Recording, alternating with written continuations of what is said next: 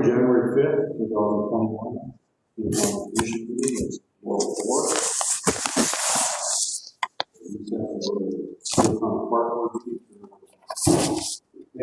Call the meeting to order. I guess first on here is any agenda additions? The only one I really think of Emily is we discuss replacing a couple members or something. Right. I didn't see it on here, so the meeting will be had. Okay, has everybody had a chance to read through the minutes? We have, is there a motion to approve the minutes? Ed, is there a second? Russell. All in favor, say aye. Aye. Opposed, same sign, motion carried. I met with the water board, we moved on to that heritage fund. I met with the water board here last month. And we talked with more engineering was there and their lawyer, and they were trying to, first off, we tried to figure out who's really in charge of everything. The lawyer was going back and reading stuff, and it's really vague. Who's in charge of all this stuff? And it sounds more like it is the water board, but it was really vague in what she could find. Anyway, we discussed what I told them what we wanted to do about cleaning from Luther Perkins all the way into Rushton, from Rushton to there, setting the gates. So they were. Josh said we'll get on the line and get more engineering to figure this out. And said that'll be like on their part of it because they got on a retainer. So he said we'll have them get the survey part to see what all is going to cost and get back. Yeah, I heard and I talked to Josh yesterday. He said he hadn't heard anything yet. The first little bill will be on him. So if the project comes in, it's going to be $1.5 million or something like that. He just forgot about it. Do something else. But I haven't heard anything back from him yet, so I'm sure it's Josh said they're meeting today, so we'll see if more engineering come up with anything. That's about all I have on that until I hear more from them. They will be coming in later. I don't know if I have an update for you then. They're on the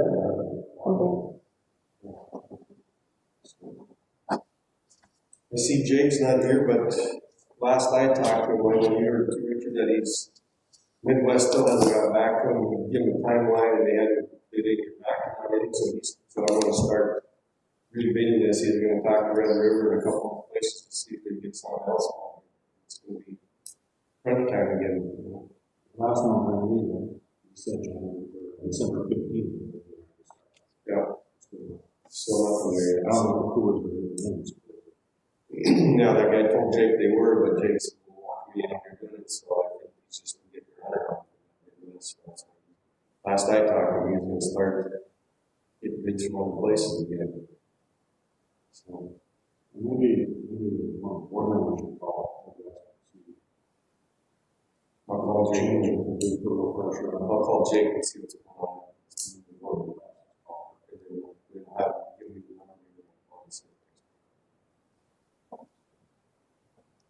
That's all we got there about Jake, I guess. He's caught up on everything that looked like financials.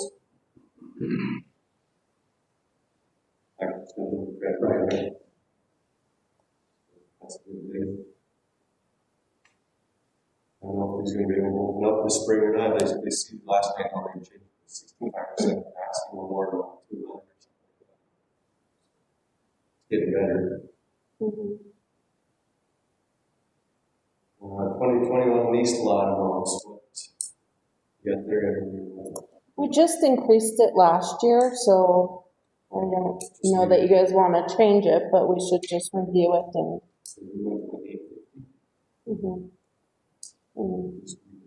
With it, when it's out, I'll send out letters then. Okay. I guess last week, you said Richard you talked to Ben Pickleson. He said he'd be interested in being on the park board or what? We also, if we need to use limited. Let's see, they will make meetings. Like I said, I tried to go on call. I don't know if he answers for what he's doing there.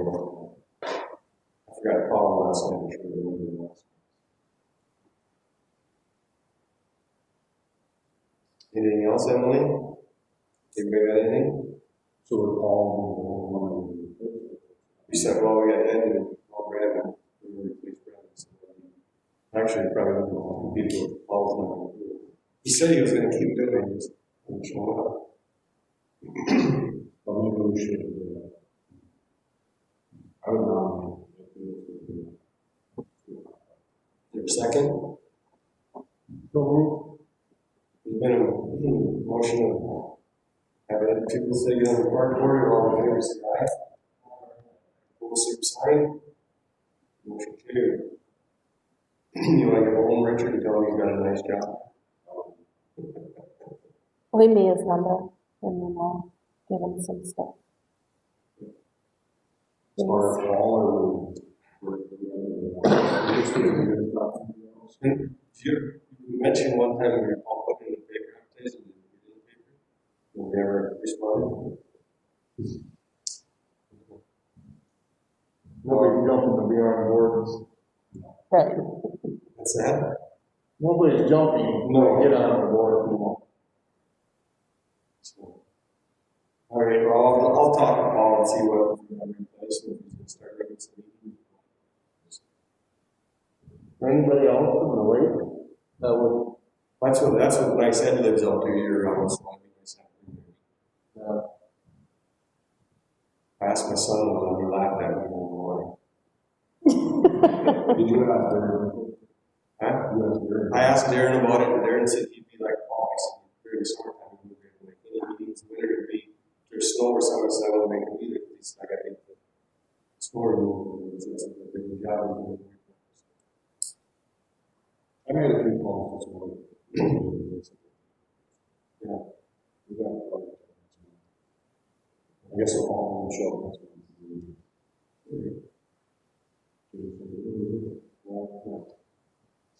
Look at this guy. Delivery man.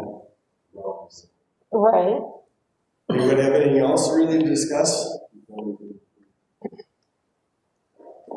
Bless you, Wayne. I think somebody from the board of the should call and ask to see what's the pressure. Like I said, I'll give Jake a call first and see what's going on. He said, it isn't worth it.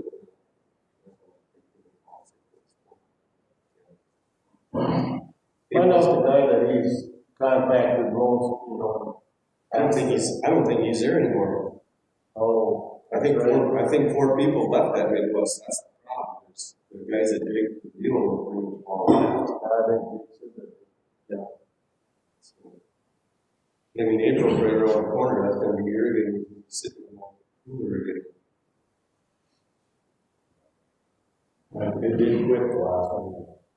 Wasn't working on the last year. Yeah, it wasn't, but I think they got home. He's just not going to trust it.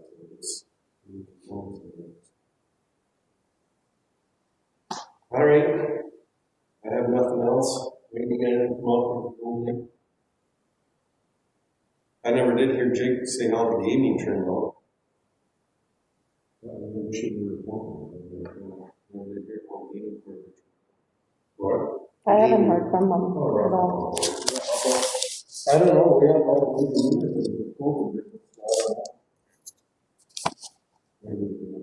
Still assuming the going good, that was always. Yeah, that's why I heard. If there's any way that should come somewhere. That wouldn't be much. Still wouldn't be that.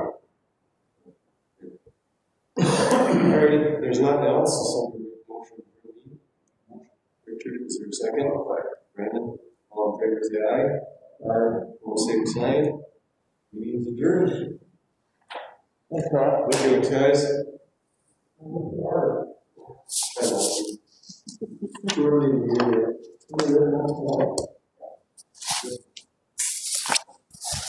See you guys.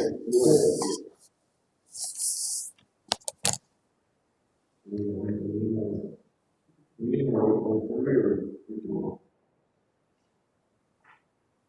can, We'll reconvene, there's still a copy of the commission meeting. All commissioners in the third. Is there any agenda additions?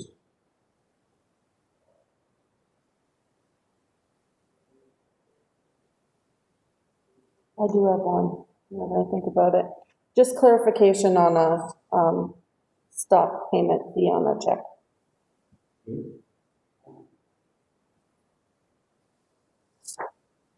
Any other agenda additions?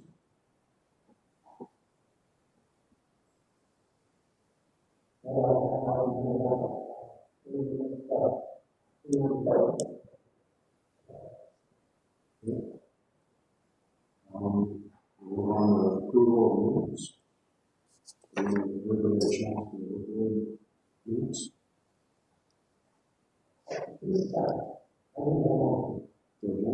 Yeah. Okay, we'll have the agenda additions.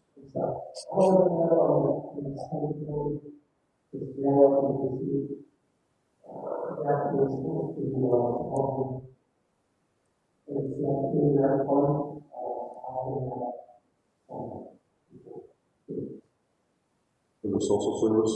Okay. Anything else for the agenda addition? Okay, we'll move to approval of minutes. Everybody have a chance to look over the minutes.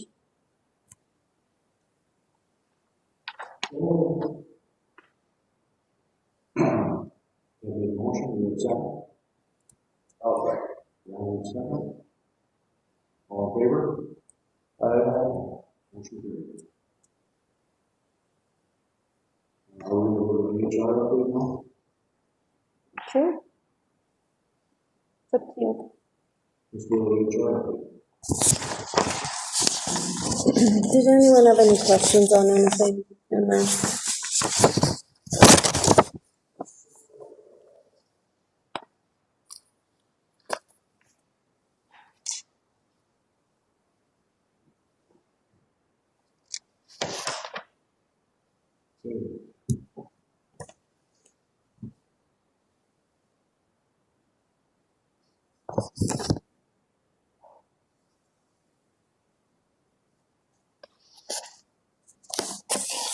Everybody got their HR report?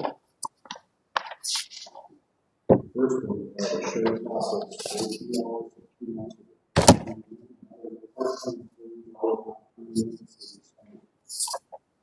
I talked to Wayne already about it. And my concern to him too is that it's part of the CARES Act funding. And it is minimal, like Wayne said, but it's still funding that the county misses out on, so. Deputies do better time. The first one was my fault, that was Brad, and I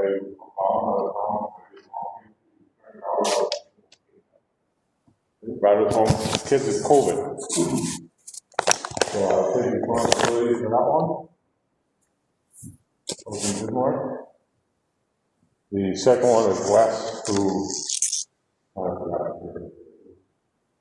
one. But yes, we were coming up with I had we will have one, I will figure out that by the 14th, they could deal with it, so that's what the deal is there. Yeah. I don't know if it's really that big of a deal. Those don't get paid for 3 months, so I don't know what the big deal is. I'll make sure that it's a policy that it's not in there, it's not in there, they can deal with it. The problem is we have this small window that nobody else has. Sounds like you got a protocol figured out for it. Yeah, we'll figure it out.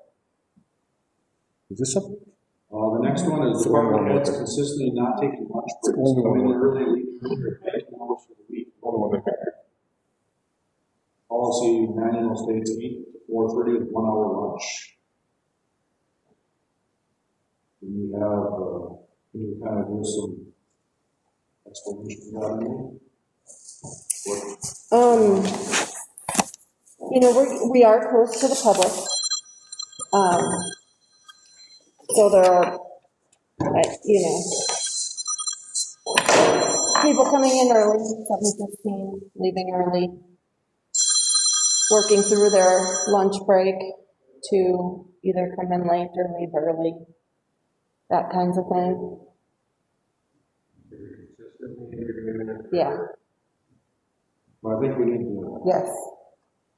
daily, if not So at then least are they a closing couple their times a office? week. Huh? Are they closing the office before 4:30? Correct. Yeah, somebody that, I know we're not open, somebody, are they gonna get used to it and then we go back to our being open, or are they gonna take it? People not, either when people show up in their office? Yeah, we should still maintain our office hours. I agree. It's in the policy. Yep. I don't know the exceptions that we got. That has to be regular, as stated in the policy. Previously, if there was an issue, you know, I know that you guys are flexible with kids and families and all that. Previously, an employee had come to the board and said, the bus doesn't pick up my kid till this time, and it's just physically impossible for me to make it once the bus picks them up. And you guys allowed that person to adjust their schedule, come in at 8:15, take a 45-minute lunch to make that up. But that's up to you guys how you want to do the policy, but it is consistently happening, so. I think we need to maintain our policy hours. If there's an issue with that. And the working from home, is that, Well, everybody else is working here in the courthouse, I think everybody else is working here too. People already working from home. My, we did allow it. with COVID, the numbers of hospitals are, it's time to, unless they're having COVID symptoms or. Right. It's kind of, it's my opinion.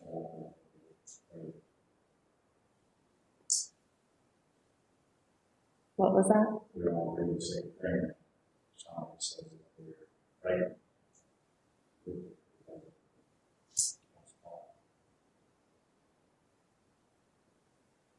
I still didn't catch. I said if somebody's threatened from COVID, that will can't stop. Oh, I agree. I think for spike Christmas and New Year's. Year.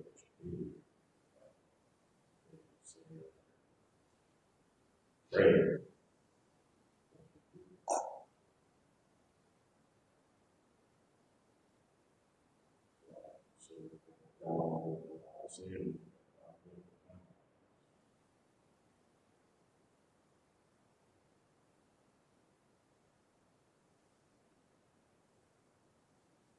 Is that clarified? yes, Perfect.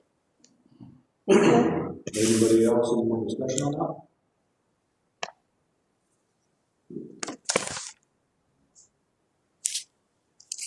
The next one is email regarding Legacy Valley and having 20 employees to phone, so for discussion. You feel what we're talking about there? You guys got the email chain from Kim that started with her and Carly, and I think it was just a misunderstanding of what that list and phone list is used for, internal versus, you know, ways to contact their office for services. The only numbers they currently have listed on the building for the public would be Kelly and their main line number. So we've always had, you know, Kelly and Tina and Jennifer, the main Finley people. I understand they're not Finley employees, all of that. We've had them listed here in case there was a reason to have to contact them.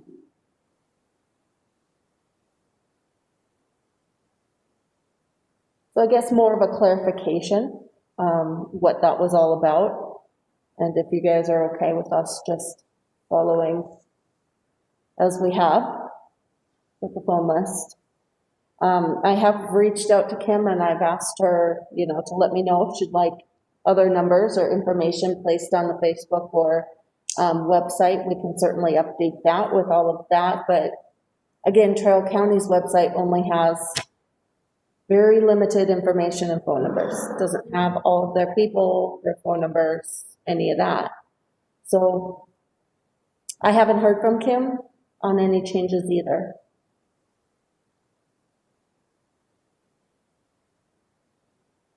So you're saying, we have our employees public, the phone numbers are public.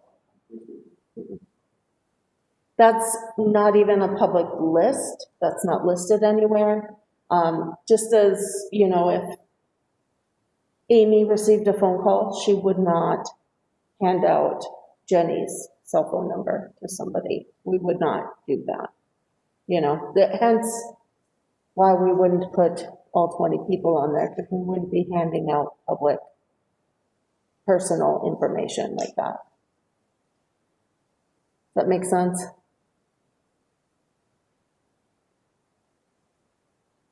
My feeling is, as long as you guys know somebody that's called courthouse here, that the right calendar gets pushed to the right out. So, I mean, that's, you know, that internal list, everybody knows that, you know, it's not their eyes. Yep. As long as you have that. Yeah. So if somebody picks up the phone, it's the hours, so, whoever, correct? Mm-hmm. Yeah, the numbers we provide are Kelly or the main number over there, or Kim. And it's up to them to go ahead and give the number out to that person Correct. to call in If- and let them make the judgment call. Correct. Whether to Well, give the it's not the number out. employee hears information either to start asking questions and find out which person or department or services they need. That's getting a little deep into the. Make sense? Okay. So we have the indirect cost letter next in there. I don't know if you guys had a chance to look at that. And I think I've kind of explained. Well, I think it was roughly 20,000, Trail County portions. Mhm. Our portion would be 3988. And what that's for is cell phones. They pay their personal cell phones on their internet at home. And the IT costs, I believe. Personal cell phones, personal home internet services, and then laptops for them to work from home. And my understanding with talking to other auditors is that, you know, we're to provide them office space, phone lines, internet within the buildings to operate. Those other items would be direct costs to them. I have reached out to the Association of Counties as well as other auditors to see what their zones, if any other zones had done that. And the Association of Counties actually asked me to share my findings with them when I get all the responses from the group. So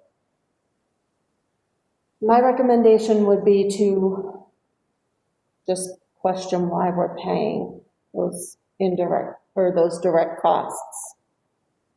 They weren't approved at any board meetings to reimburse those.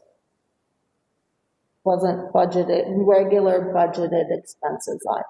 So just as if you guys were here, if I wouldn't reimburse, say, Catherine, well, she has a county paid phone to begin with, but say Amy for working at home for COVID, I wouldn't reimburse her personal cell phone, personal internet, and buy a laptop without approval from the board.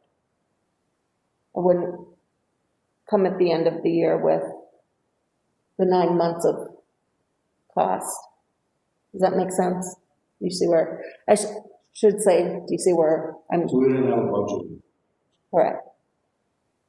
So, I make a motion already. Yep,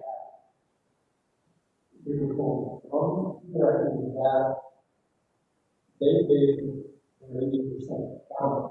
Now, find out that the county did not even look at the books. It was some, so they didn't know if they were going back to us. Well, that's not really working. It would be fine if we had a home. Well, if we don't, then I'm going to say we should discuss it. It should be direct costs, it should be paid by the state. Right? if they, you would think if they're mandating them to work from home, Right. they should be responsible to fund that. What does the state have to say about this? We'll see. That's what I was hoping. I mean, social service, I mean, they're not, it's more, you know, The letter did state if you are in agreement, then forward the payment to Trail County. So I think we should just ask Trail County.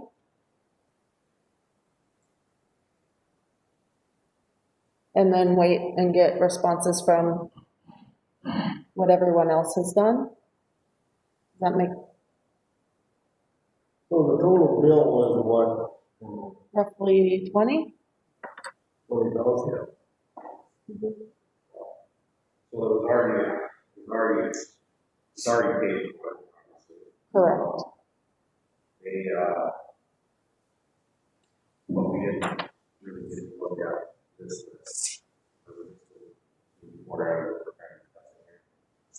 Correct.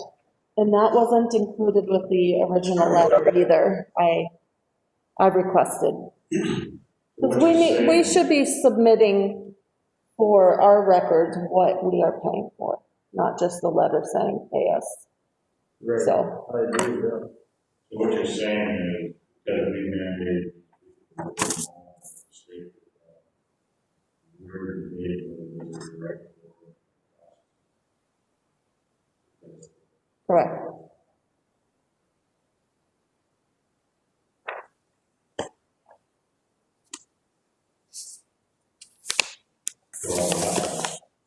They bought that, didn't they?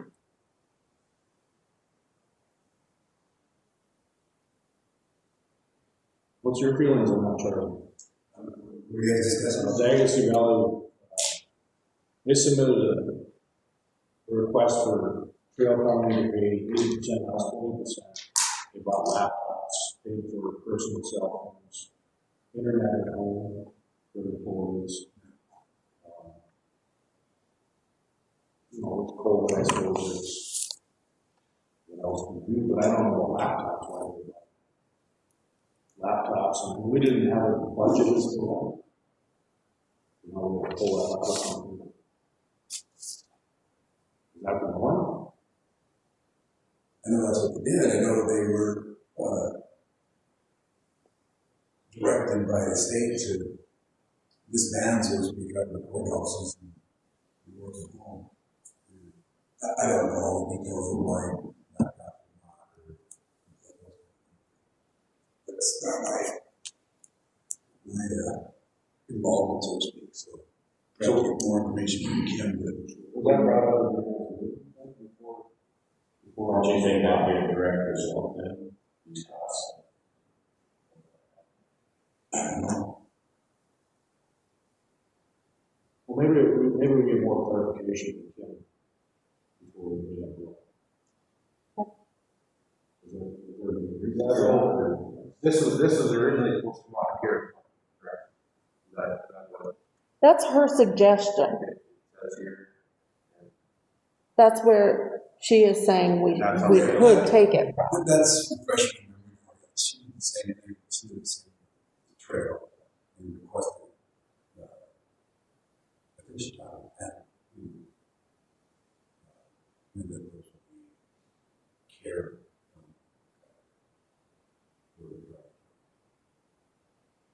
It could be. CARES funding was intended for out-of-pocket expenses. property tax relief. Non-budgeted items that were resolved. We do.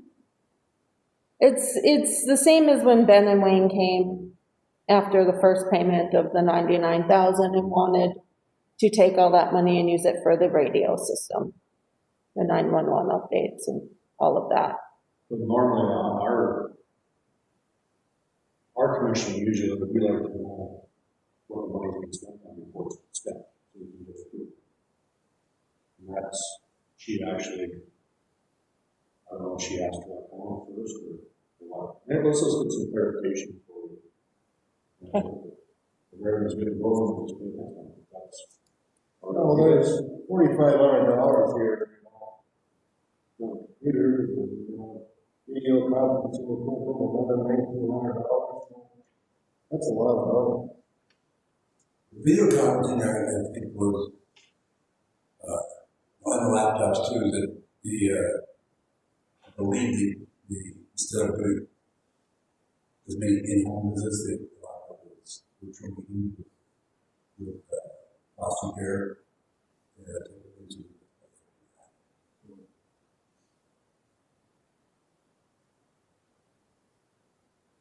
Whatever she can do.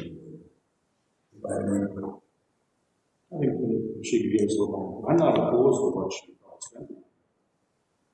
Usually on that kind of dollar amount, we're aware of what's purchased.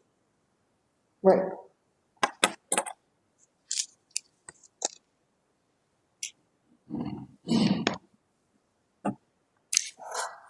I included in there, because of the history of the food pantry, that's been ongoing, the communication that Randy and I received from one of the food pantry board members, just so you guys are all in the loop and on the same page. I have talked to that person and cleared the air, so to speak, but you guys should be aware of things like that. Randy's not here, he received it too. He tried to reach out to that board member also. The statement was made that I received it because I'm the go-to in between the board and everybody else, basically. But I did state that I didn't appreciate that text by any means. And that everything is two-sided. We all have the same end goal with the food pantry, and that is to make sure that people are just getting what they need. Kurt Laro has since resigned also. I'm not sure if everyone was aware of that or not. I believe they wanted somebody else. I don't know that. I've heard rumor that it may be a Renee Listy, Renee Rayner, not sure. Dennis is on the agenda later. Maybe he could provide an update. Maybe. I have called to have the food pantry rekeyed. After speaking with Dennis earlier this month, he requested a key. That room was originally keyed for social services, as they were the ones that were here and ran the food pantry, held their board meetings over there and whatnot. When Dennis was no longer a commissioner, he no longer had keys. And he cannot have a key to the social service building or offices. So him, Sam, probably should both have keys, and whoever the new board member would be, since social service isn't here. So it is being rekeyed completely separate than any other offices. Then I suppose Kelly will have to have. Correct. Well, she's part of it, or whatever.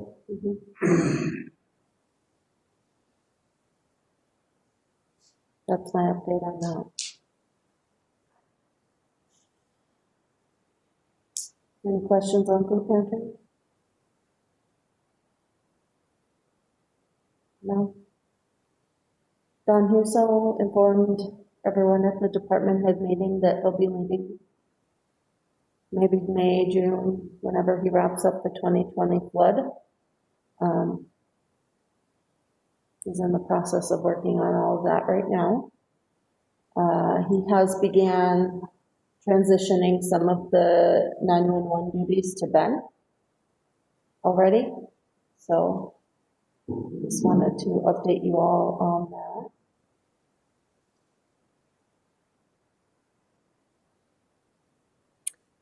Public health, just wanted to update you guys on the propane situation with that. You guys had advised at the last meeting to put $1,000 down payment towards the propane for that trailer.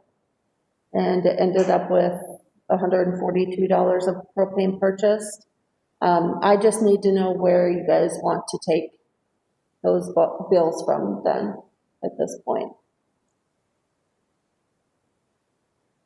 How come we have to put $150 down? She said she forgot. Forgot. I suppose all that fluid money's gone. I believe so. You can double check with her when she comes in. I don't have anything to do with that money, so That had to be paid for. by the end of the year, End of the year, right? that was my understanding. It's kind of like a small thing, yeah. Was it only 125 or? Wayne, do you know? Do you know how big the propane tank is for the trailer? 250. Small. They haven't filled up quite a bit, or? So they was grabbing, so it all, they hasn't even moved. Whatever it comes, still at 75%. You don't think we're wrong. You don't think, but. It's been pretty warm. Huh? It's been pretty warm. It's been very nice, it's been beautiful, that can change. Yeah. But right now, it kicks in, I've been in there, stopping there, I check on it every day, a couple times a day. You want to think about Yes, it it? is really warm. Table it till, They used it yesterday to get some shots. You're checking propane on a daily basis, you and Ben, I'm or not saying check it, the level, but I checked it, I just checked it. On Friday and again on Monday, that moves. So I check it every day, I walk in and make sure it's on.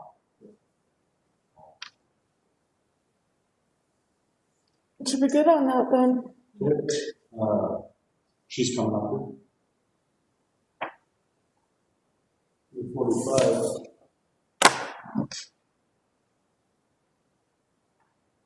You want to discuss any of the as time allows, I'll show you.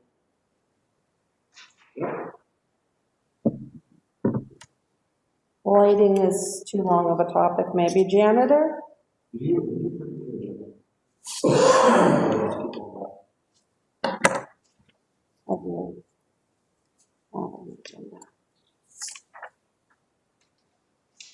Uh-huh.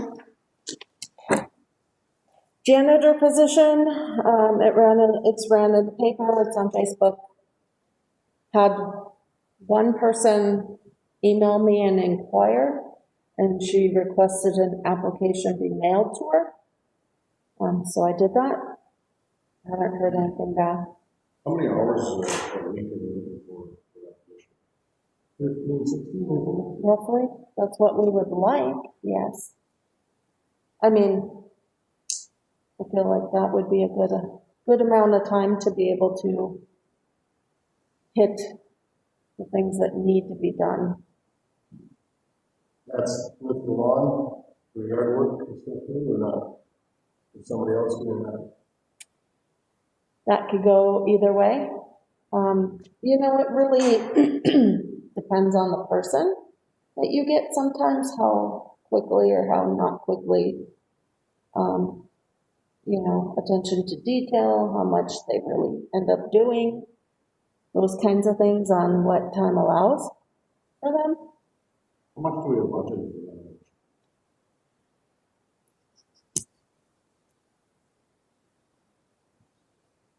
What did I do with your financials?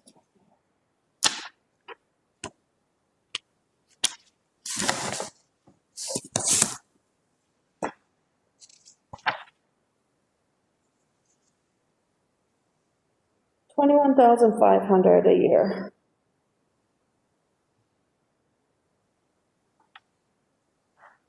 Last year, how much did we spend?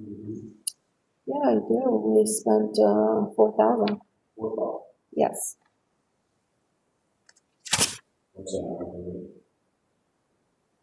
Give or take 17. I mean, I feel like it's a good wage. I wonder if we offer more hours or if we can attract somebody. There's plenty of cleaning that can be easily done. Right. That's what, I did run the ad and said more hours possible or whatever So to that effect. would we want to go up to 32 or less? Just so part-time so we would be in the benefits? Or would we want? At one time, we had a full-time job. And it was pretty. How long ago was that one? 2 months from? Yeah, we in Canada, and after that, we have one. We haven't had full family since about 2000.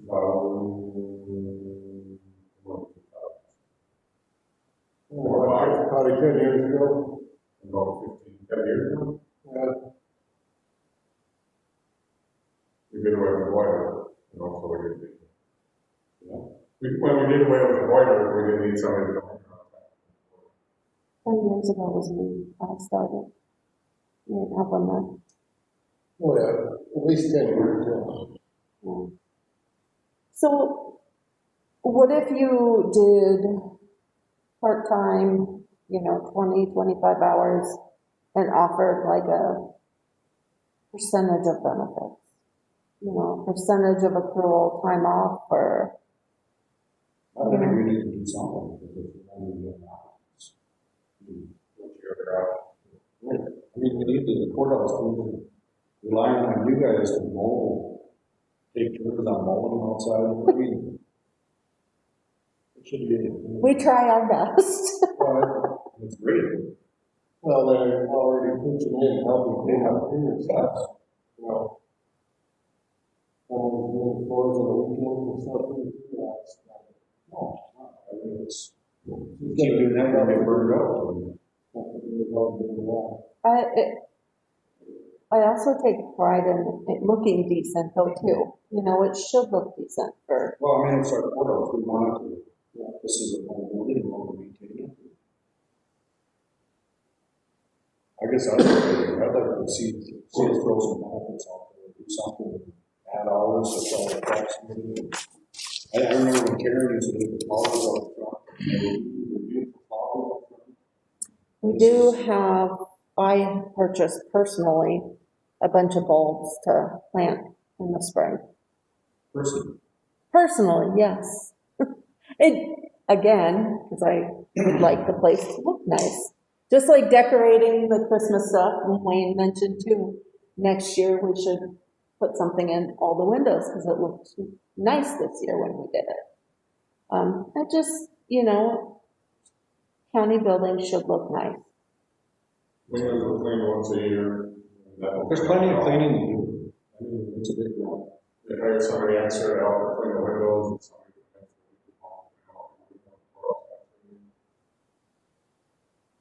help organize, help fix a few things, change light bulbs.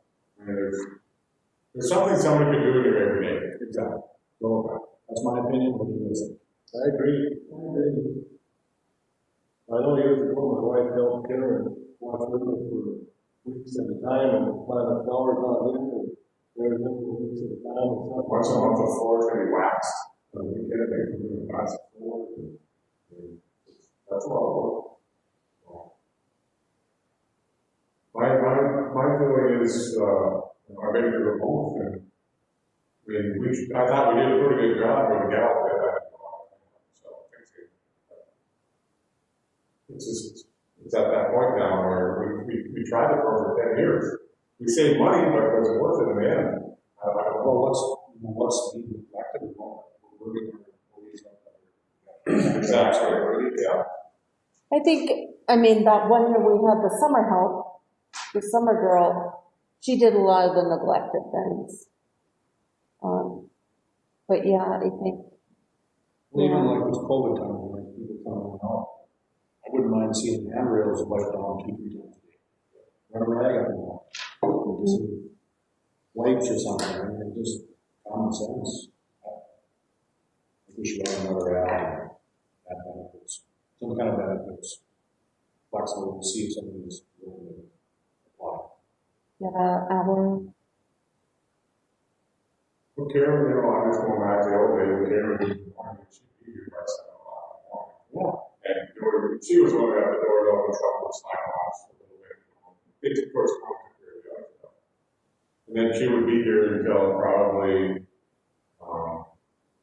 11 o'clock in the morning, approximately, and then she would go. Then she'd show up here about 3 o'clock in the afternoon again. She'd probably be here around 7. Maybe later. And then every other, so many weekends she'd be here too, and probably all kind of cleaning and waxing the floors. You know, so I mean, there's always something to do. it does take a special dedicated person to do that too, though. I mean, Karen was great, you know, and it's hard to find that. What would you guys think? Should let's try to get somebody to need a motion. I think you should. I think I'd like a little guidance, how many hours you would like me to advertise for. Wow, 30 some hours a month or a week, 30? 30, 32. Okay.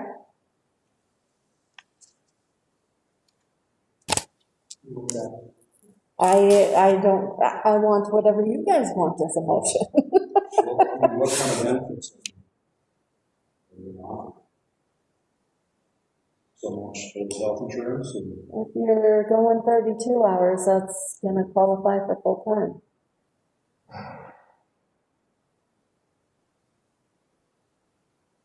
we probably don't have enough budget to do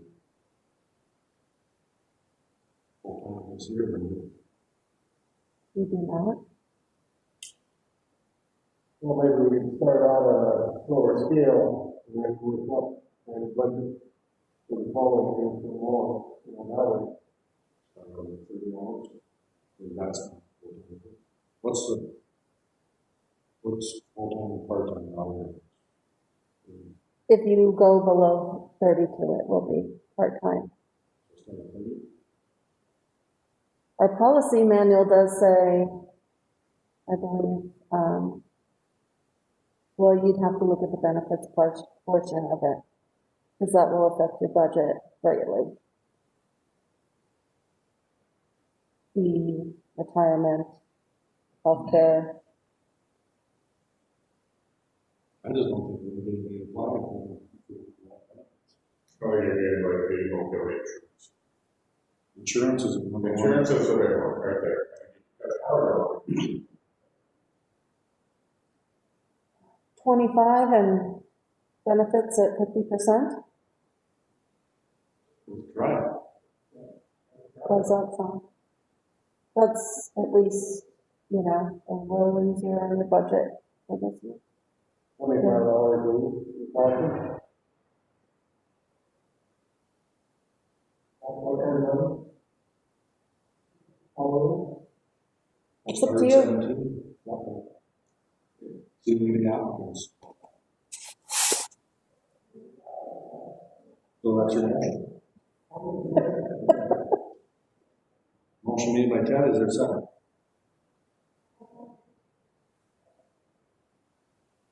Second by Russell. All in favor? Aye. Nay?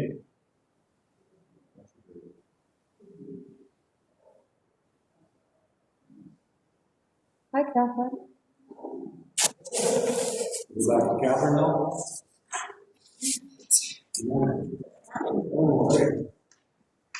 So, well, there's been on since last month. We just had a new grant for Parents Lead, and that's just to help parent the school systems with underage drinking, drugs, depression, anxiety type things. We can spend up to $30,000 a month at a max of $15,995. And that needs to be expended by the end of June. So I can do that with several different things. I'm working with the superintendents on getting that set up. A BLS instructor course, I'm looking at taking that. I signed up for March. Ben is also going to take that with me so that we can provide those services to the county. Try to keep some dollars in the county to do that. It was cheaper to get it through the North Dakota Safety Council. I found a course for $375, and you get 40% off training materials. I don't know if that's something that you guys are all okay with. But that's on the agenda anyway. You did get that lady. I did, yeah. And so we got a training one with that too, so that takes out some of the cost of providing the instructor classes. The work I'm doing will make it so I can provide it to games, schools, whatever in the community that needs it. Oh, we're just testing, we're just playing with them, trying to figure it out. Just hopeful to keep some of those dollars in the community and we can provide that course for them.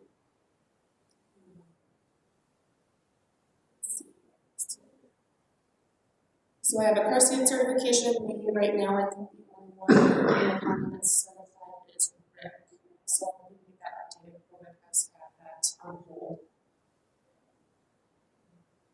COVID updates. We have one active positive right now for a total of 167 throughout the whole COVID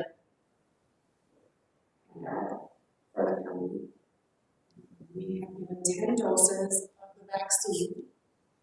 And we've received 10 doses, we've given actually 11 doses. Most of the vials you're able to get 1 or 2 extra out of. As long as you can get the full dose, you can get that extra. So that has been nice. I ordered the last allotment for phase 1A yesterday. So I should receive that early next week, get the rest of our first responders vaccinated. And have phase 1A done.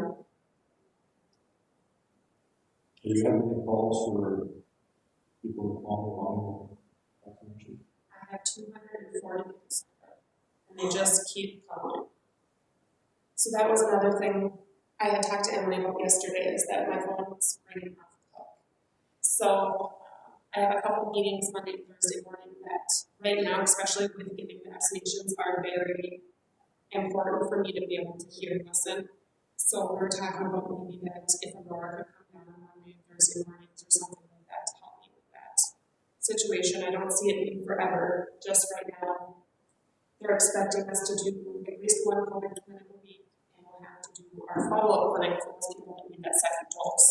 So that's going to take several hours out of the office, plus we have to have that documented within 24 hours as a candidate. So, When does she come to your office now? she's supposed to be in there on Thursdays. Yeah. Where is she at on Mondays? She's with, Monday, Wednesday, Friday, she's in the clerk of court's office. Tuesdays are Carrie's office, the treasurer, and Thursdays are public health. Or tobacco, but, yeah, you know, she's, and she's got reports every 3 months to do for that too, that she needs. right. Can you talk to other heads and see if she can come to your office?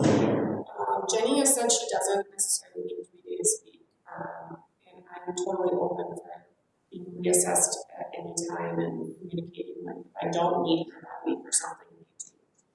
But right now, it's like, we are calling constantly. Well, the state told them to call us and find out when they're getting their vaccinations. People that are on the list are calling again and wanting information, and it's just kind of nonstop. And my meetings now are getting more in depth that I have to know what's going on, because we do something wrong.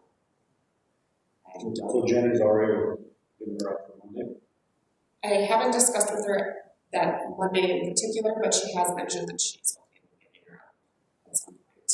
In talking with Catherine yesterday, I think we both agreed that we need to get all three of those department heads together and have a conversation with all of them. There's been a lot of pulling and pushing Aurora to the different offices, and that's hard on an employee. You know, she is wonderful, and we would hate to, you know, have her get burnt out per se, but the communication needs to be between the department heads and not the employee.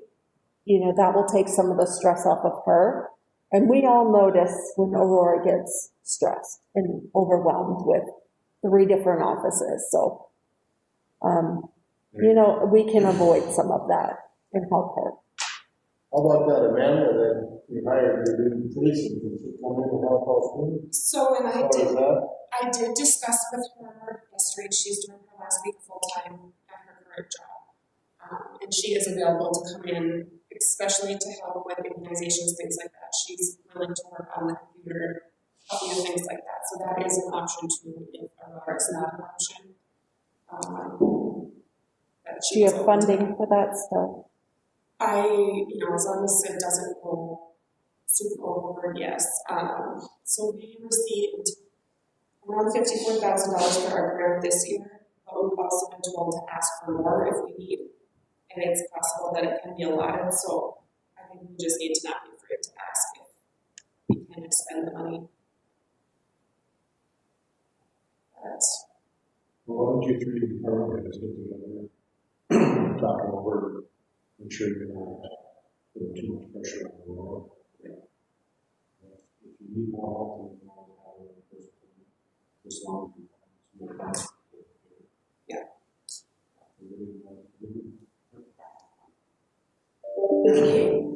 But you better come with Laura too. All the time. Aurora will never say no to She won't, anything. and that's the part where we, the department heads have to look to and say, no, you got too much on your plate. You don't want to bring her out. Right. So when we move into phase 1B, that'll be 75 older frontline essential workers. That's going to be our school teachers, things like that. So I will be looking at going to the schools, but I have to have 3 EpiPens with. We, as a county, purchased 2 EpiPens. They're almost $400 for a pack of 2. So it's easier to have them in an ambulance route or something where they have that EpiPen in the building type thing. So we may have to look at that. So we used a federal grant that we used to purchase the Twin Rivers route, as you guys have seen outside. That square was purchased and the temperature kiosk was purchased. Working on policies for those, as soon as I get those down, I'll just email them all for you guys if it's done before the next meeting. And the mask mandate, my input is keeping it effective until the state tracks one to see when cases are coming in. We have one case which is pretty good,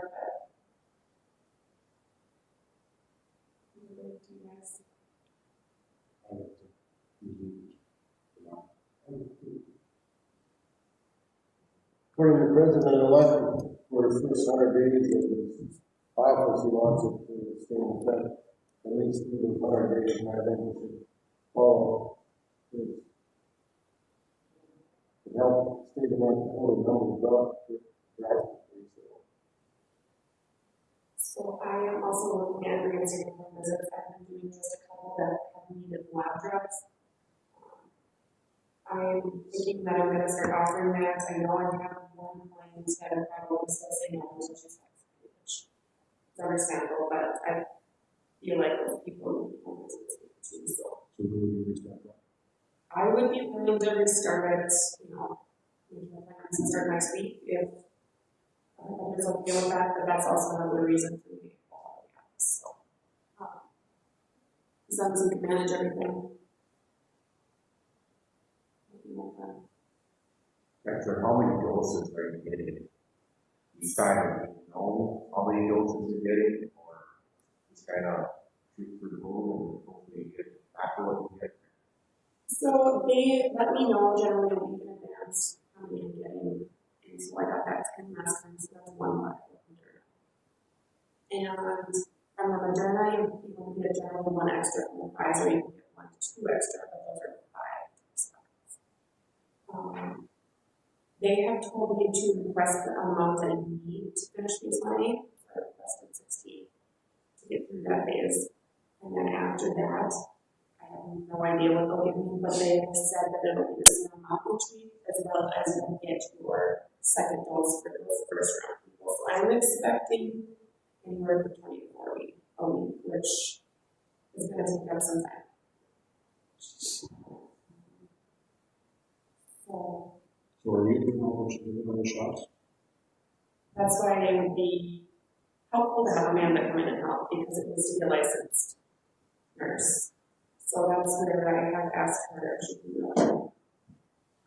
So maybe if we could save her time for the shot 50 minutes? Yeah, I think that would be. I mean, as long as Aurora is good. That helps me with the last shots, to figure stuff and just getting stuff lined up, which is very helpful. But another part with it too is you have to call these people and tell when to show up, so that adds time on and then have questions and all this. If you just don't think about each day that, so I have to help with that, that's very helpful. I think there's hours in my office that I did about the 4th grade, so that probably seems a lot. good thinking. How about the courthouse employees here? So,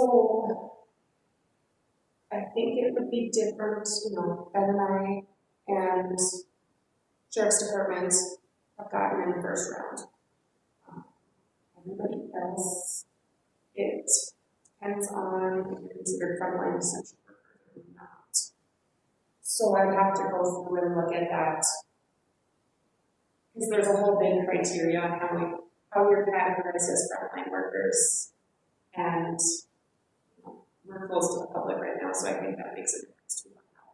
But I think they would be higher priority than in some areas. It's just a long list of decisions. Okay. Well, any other questions?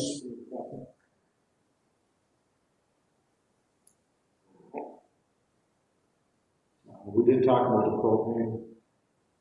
We did ask you for $1,000. Yeah. You were talking, maybe that's what it takes to maybe. I'm thinking, I had forgot to put down, and I'm thinking that we may not go through that much of it's just sitting here. And my other worry is that I don't have, we're not testing, our numbers are going down. So as long as our numbers keep going down, I don't see that we're going to have to fall in. So if we do have to use it, you can pull out of the budget. Yeah, I can pull out like overtime and stuff. But also we looked at splitting it too, if depending on who needs to use it, stuff too, splitting the cost of it. But yes, I do have budgets. I mean, I can still spend $1,000 on. If you don't need to. Right. I'm just not.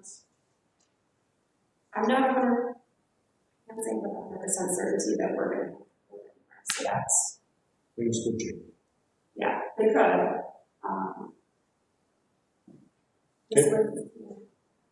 All right, any other questions or comments? Are you going to ask? Okay. Thank you. Recess for a minute. Recess for 5 minutes for bathroom breaks, please. Motion? Motion. Second. First and second. Do you want me to pause? Or you want me to leave it?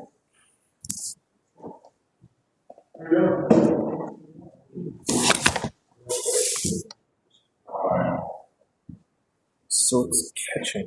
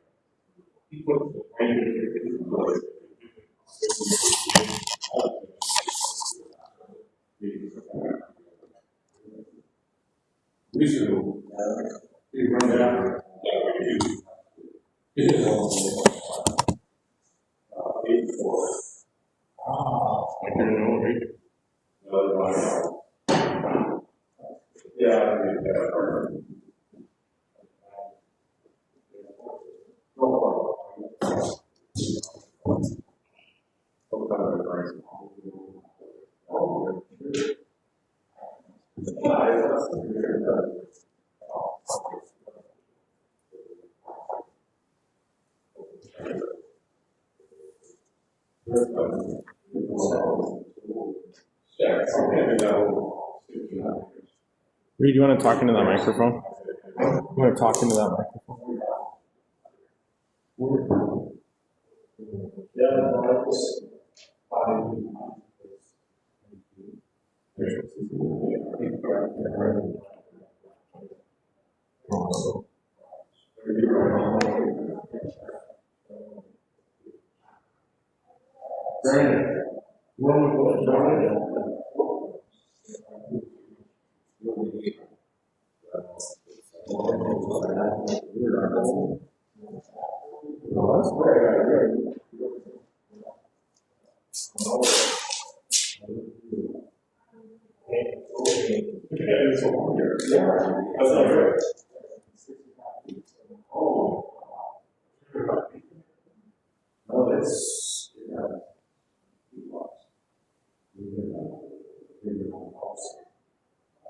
I'm not even signing anything. That's just this is put up.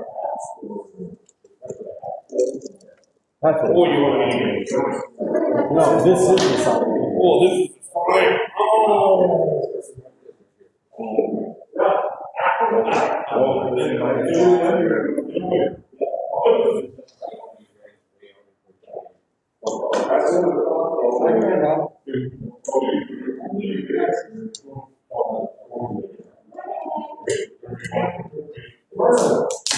Richard, you want to just say something into that thing? You want to do it again? Do it again. Testing. Can you hear me? You want to do it again? Do it again. Hello? Why? Is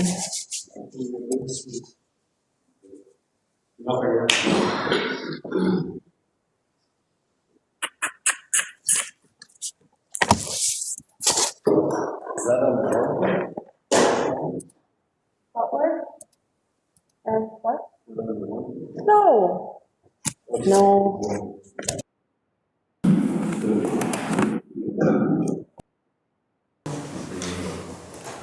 You, but hang on. Okay, I don't know. Is it recording? It's a recording. Okay. Record, I'll be right back. Or go, I'll be right back. It's recording.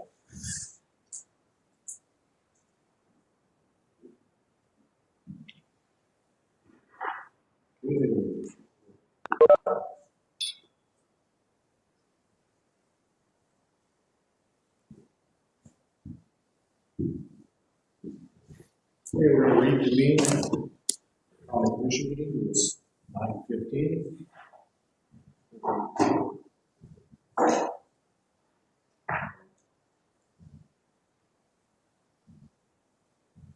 We have bids for a motor grader opening. She's one to get the other bid. So Reed, you want to just give us an update? While we're waiting for the other bid? We got a bid from John Deere and bid packet turned into a cat on that. I believe she's going to get the other bid, Mr. downstairs. Yeah. So you want to update us on anything else? Yeah, and then we'll be opening up the bid packet to also the culverts. And then we're gonna talk a little bit about the bridge closure on, for 46-120-04, south of County Road 3 and 12. We'll probably do that for the last one. Okay. So on our bid package, we have, is the bid line supposed to be outside of the window?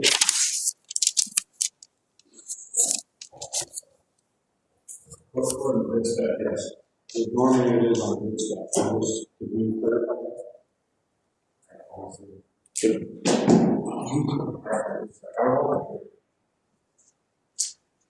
I'm not gonna open the RDO one, there's no bid bond on the outside of that until we clarify that. All the Butler one, has got a bid bond on the outside.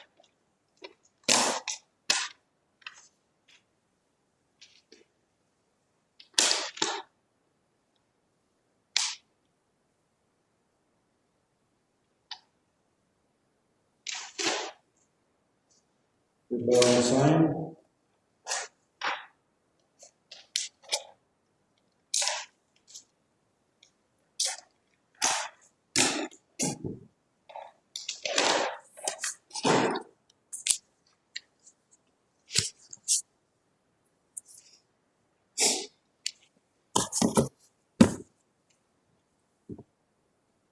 Okay, we have, two different bid proposals for Butler Machinery. Let's start with this first one is for a Caterpillar 150 all-wheel drive, 2021. Total machine cost, $354,835. Less trade value, $55,000. Total cost of the machine is $299,835. Total cost of the machine is $299,835.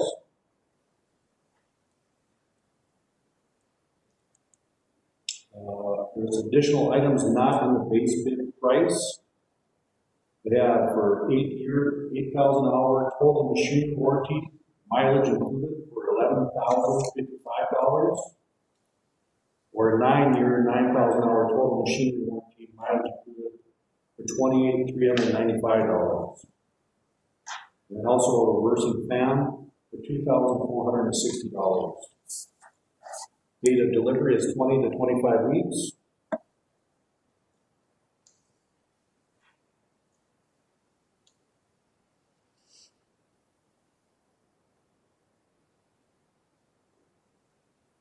The second proposal we have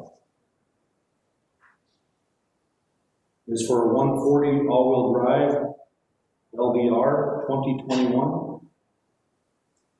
That price is $338,685. Less trade value of $55,000, which includes the total cost of the machine would be $283,685.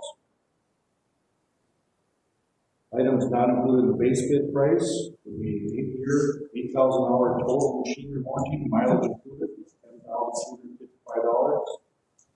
9-year, 9,000-hour total machine warranty, mileage included, $14,615. And a reversing fan of $1,785. Delivery date would be 20 to 25 weeks out.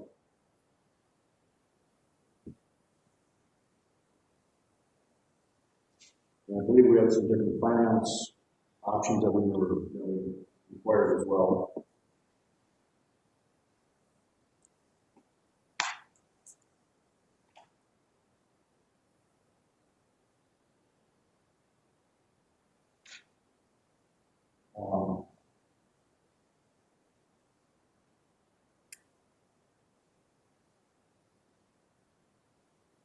See, there's another one right here. Kevin, can you tell me what's the second one? Versus purchase option, no buyback without trade option.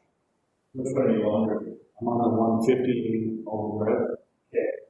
You guys had, 3 different options to, that you were bidding on. One was to purchase straight up with your trade-in, or straight up without, a trade-in. And then your third one was, straight up purchase with the guarantee buyback years 1 through 7. Okay, so this is the 150 all-wheel drive 2021 purchase price, or purchase option, no buyback without trade option. That price is $354,835. And it's 8-year, 8,000-hour total machine warranty, mileage included, $11,055. 9-year, 9,000-hour total machine warranty, mileage included, $28,395. Reversing fan, $2,460, 20 to 25 weeks out.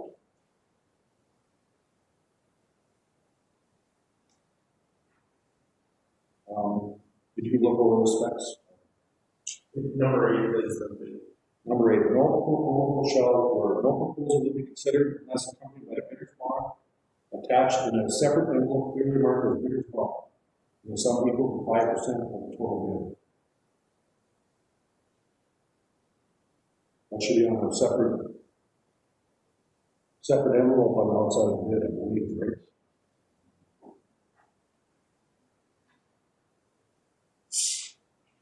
Charlie? This was handed in person? Would it be an envelope inside of an envelope? Well, it says no proposal considered unless accompanied by a bidder's bond attached in a separate envelope clearly marked as bidder's bond with sum equal to 5% of the total bid. It does not say it has to be on the outside. Which most of them do, but it doesn't say that. So I'm just going to have Charlie clarify that.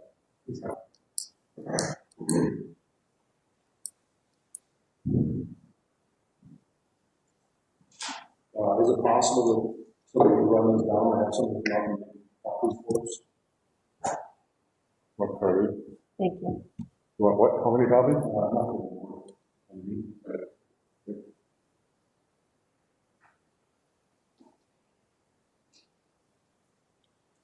While we're waiting for Charlie, should I open up this? Steele? Right, they ran an ad, I wasn't aware of that, so I didn't put it out there. We usually just get one, True North Steel. Over bid after every year, So was that? And it was by yesterday, or, okay. I just didn't know if we should have Carly check the mail, make sure. Hey, Charlie, I'd like to have clarification. Most of the time when the request of bid bond is on the outside of the envelope. What that mean? Most of the time when they require a bid bond, it's on the outside of the bid packet in a separate envelope. But if you can read number 8 on this, I can read it. No proposal will be considered unless accompanied by bidder's bond attached and a separate envelope clearly marked bidder's bond and sum equal to 5% of the total bid. Usually they're, like I say, they're on the outside of the bid packet. With that, in our spec, they don't do this bid. Yeah, you can open it. I mean, I don't want to open it if it's supposed to be on the outside or not.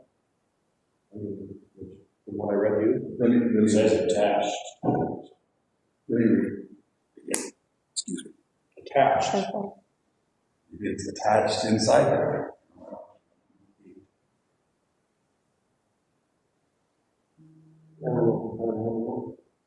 Well, I thought maybe they put the whole thing inside another outside envelope, That's what. but I don't Most of the know. time, I don't know that. what's your, Trying to give you Open it benefit. and then make a decision about whether it's a waivable error that it's harmless. Those are all possibilities. agreement, open?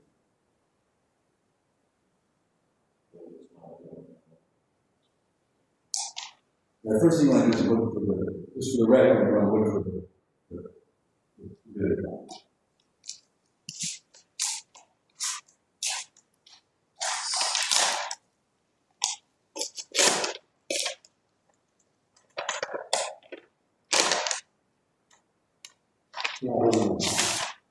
Not separate from the bid. Okay, we'll do that on this. you gotta see it's there, yeah. Maybe there's a separate envelope.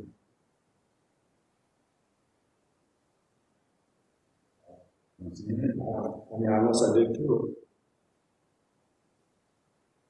I don't see a bid book. No.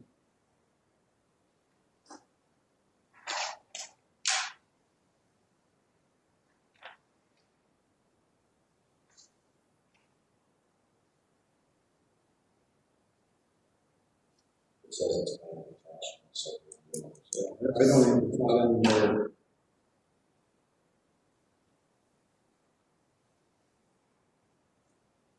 There's no bid bond, you can see a bid bond at all. It's got it.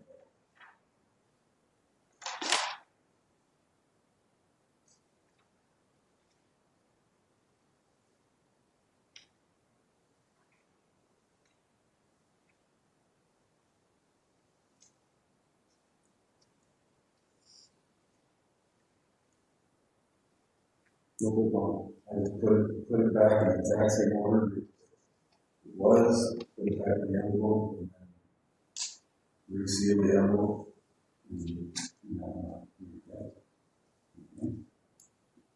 Well, that's one of the specs. But I think we should put it back in the envelope, and did it come in with how was it delivered? Like that. With a mail? Mhm. So just hand delivered like that? Mhm. So I would just reseal that. And then make a record that, do you know what bid is from? RDO? So the RDO bid was received and rejected as a result of the bid. If you want to reseal it so they don't, you definitely leave it at camera, so you demonstrate that there's nothing there. And reseal it, that way they can't say that there is something. Because that's my. So the recommendation would be to accept the Butler bids, reject. Well, we deal with, you just deal with that. Yeah, Specifically, that one we would reject. reject that, but you're not even rejecting the bid, you're rejecting. Let's say you're not rejecting. You're not even looking at the bid itself, you're rejecting the bid package. So they're making copies of the bids, so we can all through that and go through that. RDO's bid package. Motion by Brian, do we have a second? Motion second by Brandon, all in favor? No. Motion carried. While we're waiting for this copy, should we open up the True North Steel one? Is there a bid bond for True North Steel? Is it buyer?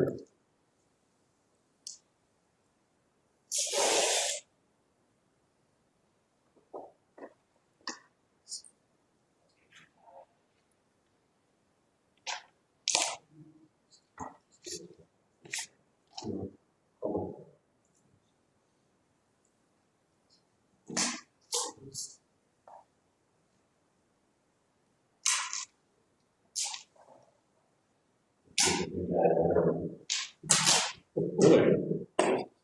Sorry. If we were in the commissioner room, we would have one. So culvert bid from True North Steel.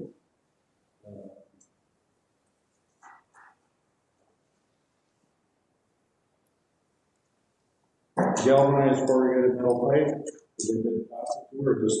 Yeah, I got a copy of it. I can tell you guys too, what, the culverts that we use, how much it increased to, I have that figured out too. Let us know Huh? now. Tell us. Okay, on the 18-inch culverts, that increased to $1.65. On the 24-inch culverts that we use, that increased $2.09. That's per foot, correct? That, what's that? Per foot? Yes, per foot, yes. And, on the 36-inch culverts, it is $3.19 per foot. Extra from what it was last year. $4.18 for 48-inch. That was the increase. All I ever use is the 24-inch bands so that the guys can pick them up and set them into they won't break apart. For the 18-inch bands, that increased $4.05. The 24-inch bands increased $5.13. The 36-inch culverts increased $7.83. And the 48-inch, $10.26. That's the normal ones that usually, I have 18-inch and 24-inch on here. Yeah, that's our only culvert bid. Discussion on Is that, today's price or is that? that? For all That year. is county price. For all year. For all year, yes.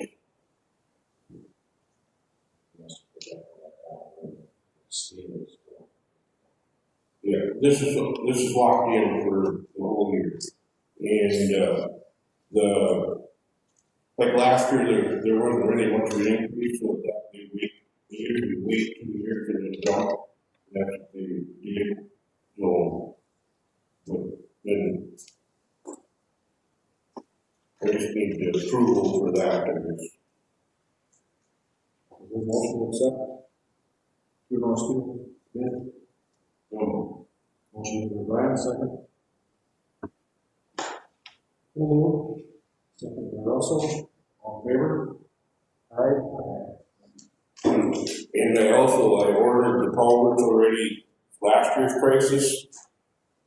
So we'll have full stock for this year.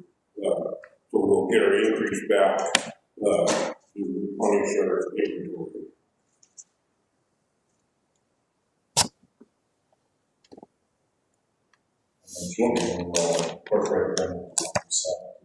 Yeah. Yeah. Yeah. Yeah.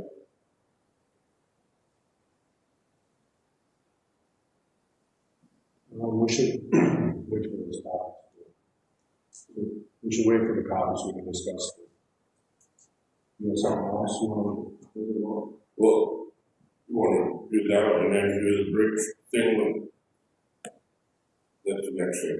Well, let's wait until we have. Or so we Okay, we've got copies. Maybe we should, does the water board have much to talk about? Let's talk to you guys on, we're just gonna give you, when we get our copies, we'll talk to the water board. Please.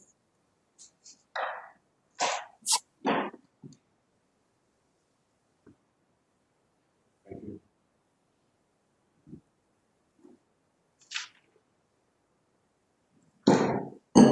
Happy New Year, morning. Good morning. Just a couple of quick updates for the commission.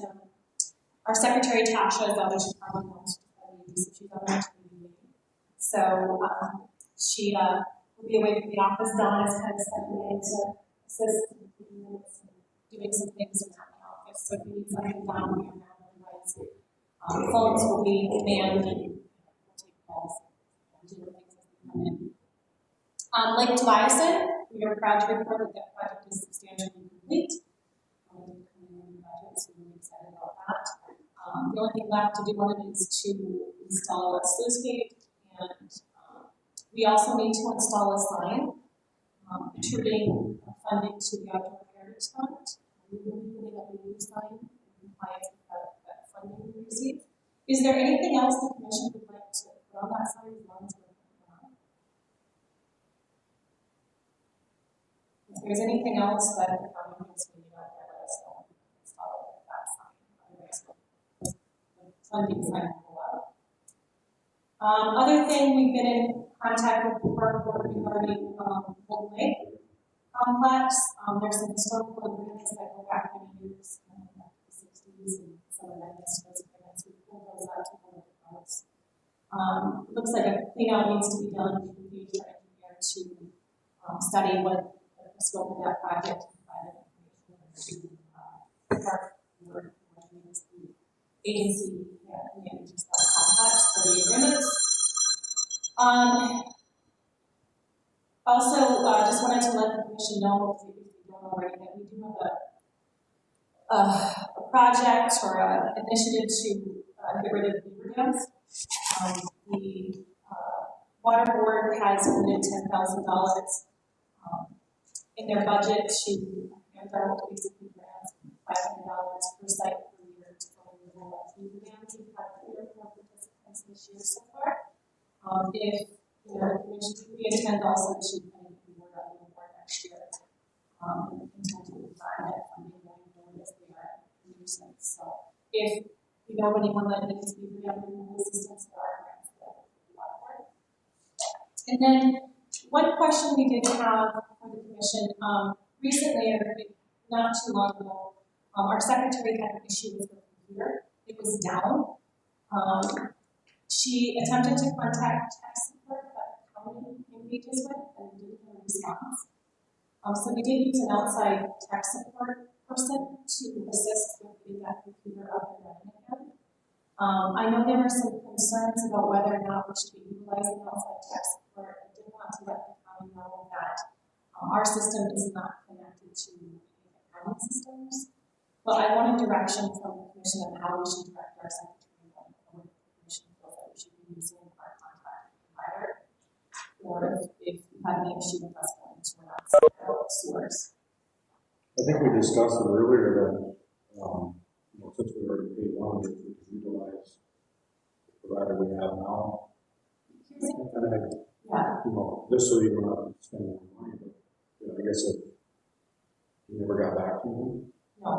I think, Don, you had a similar issue? You've had issues? Yeah, I don't know anything about it. my server, my email was down last week, and I contacted tech support, and I just got a recording. Well, I never called to get them live. I just did a recording. Left a message that my email went down. I'm in the middle of a FEMA project right now, pretty big one, and I use my email almost every 15 minutes. I'm on an email project, and I told my email was down, and I waited about 3 hours, never got back to me. I got a hold of Ben. He came in and fixed my issue, and I didn't get contacted until the following day. He called me and said, "Oh, you have an email problem." I said, "That's been taken care of."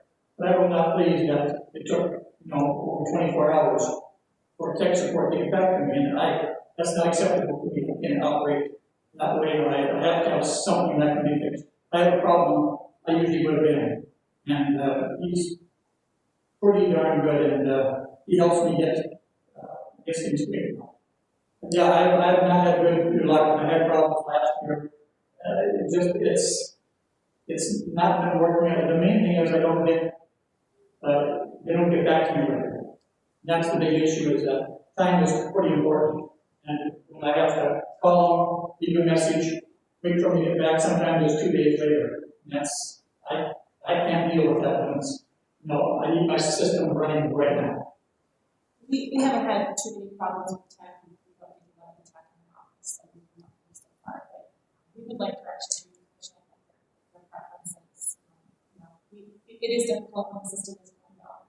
It slows us down. There are certain deadlines and timelines we must meet with the law to help access to our systems. Hampers that obligations that are right. So, if the commission can give us direction on how to This is the first I've heard of the. I haven't News to heard us. any issues either. I don't know if it's something that she wants to explore. Holidays or? I'm excited. Is it during the holidays? I don't know, how was it? Mine was on, when did that was last year. And we're fine using you guys as tech guy, it's just if you get, a hardware situation. No. She can't do anything, if it doesn't get any response back, then that's when she can shut it. We should have brought that this issue forward sooner, I guess, 6 months ago. Support wasn't there for us when we needed it, so we should try to. Honestly, this is the first I've heard that we've had any problems. Yeah, if you do have problems, then bring them forward so we can address them at the time. I agree. And the only other thing we are working on is various speaker sites from 2019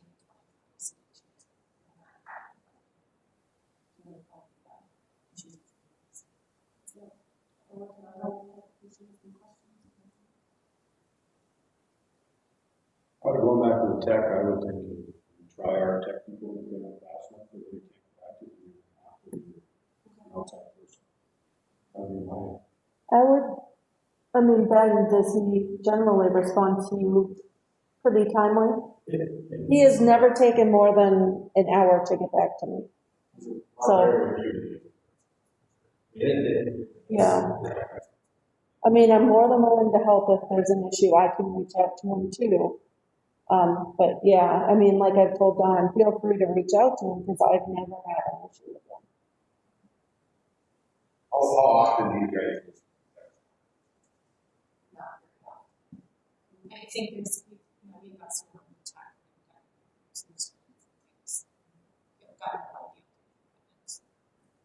It's not very often. And you guys are using, server? No, we're not in the county server or anything like that. We're maintaining separate systems. It's outside, so we would be messing with county. As long as there seems not to be an issue, because you probably Wi-Fi. So. I think they're somewhat on it because it's able to print down to the copier, which would have to be a network, right, Ben? That's a network? Not necessarily. You can give direct connection to that. Either it could be direct IP, which would work. Not full wireless.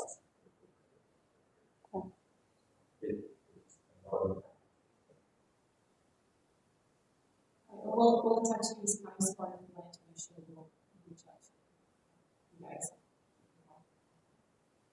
So we need to pick up the response.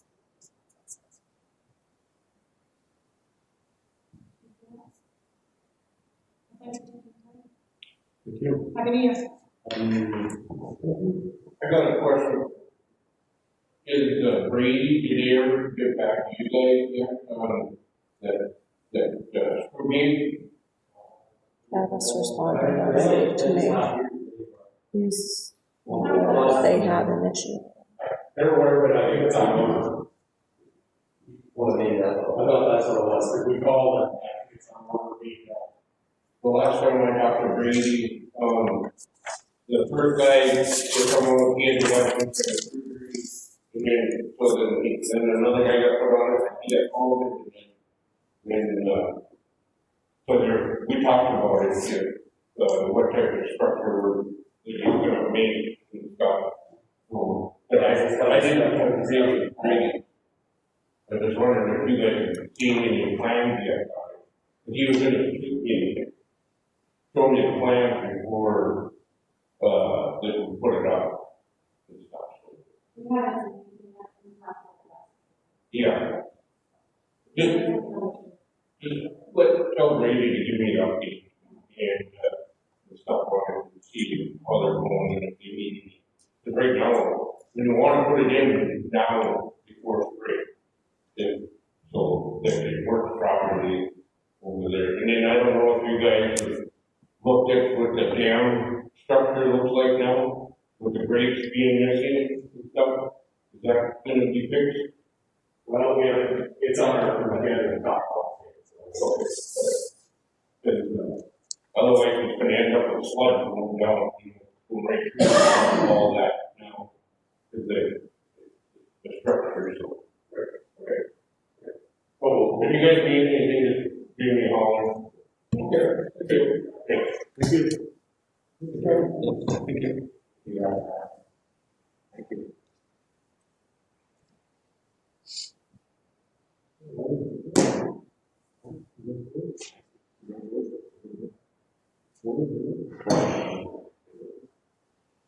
Okay, are we gonna go back to the water rate bids?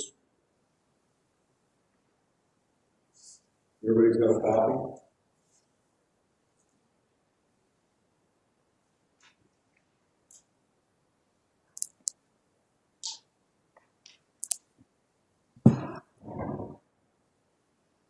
Kevin, do you have your copy with? Yes, sir. Do you want to, discuss the proposal to us? Tell us what you got here. Sure. Well, first of all, Happy New Year, everybody. Go ahead. Thanks.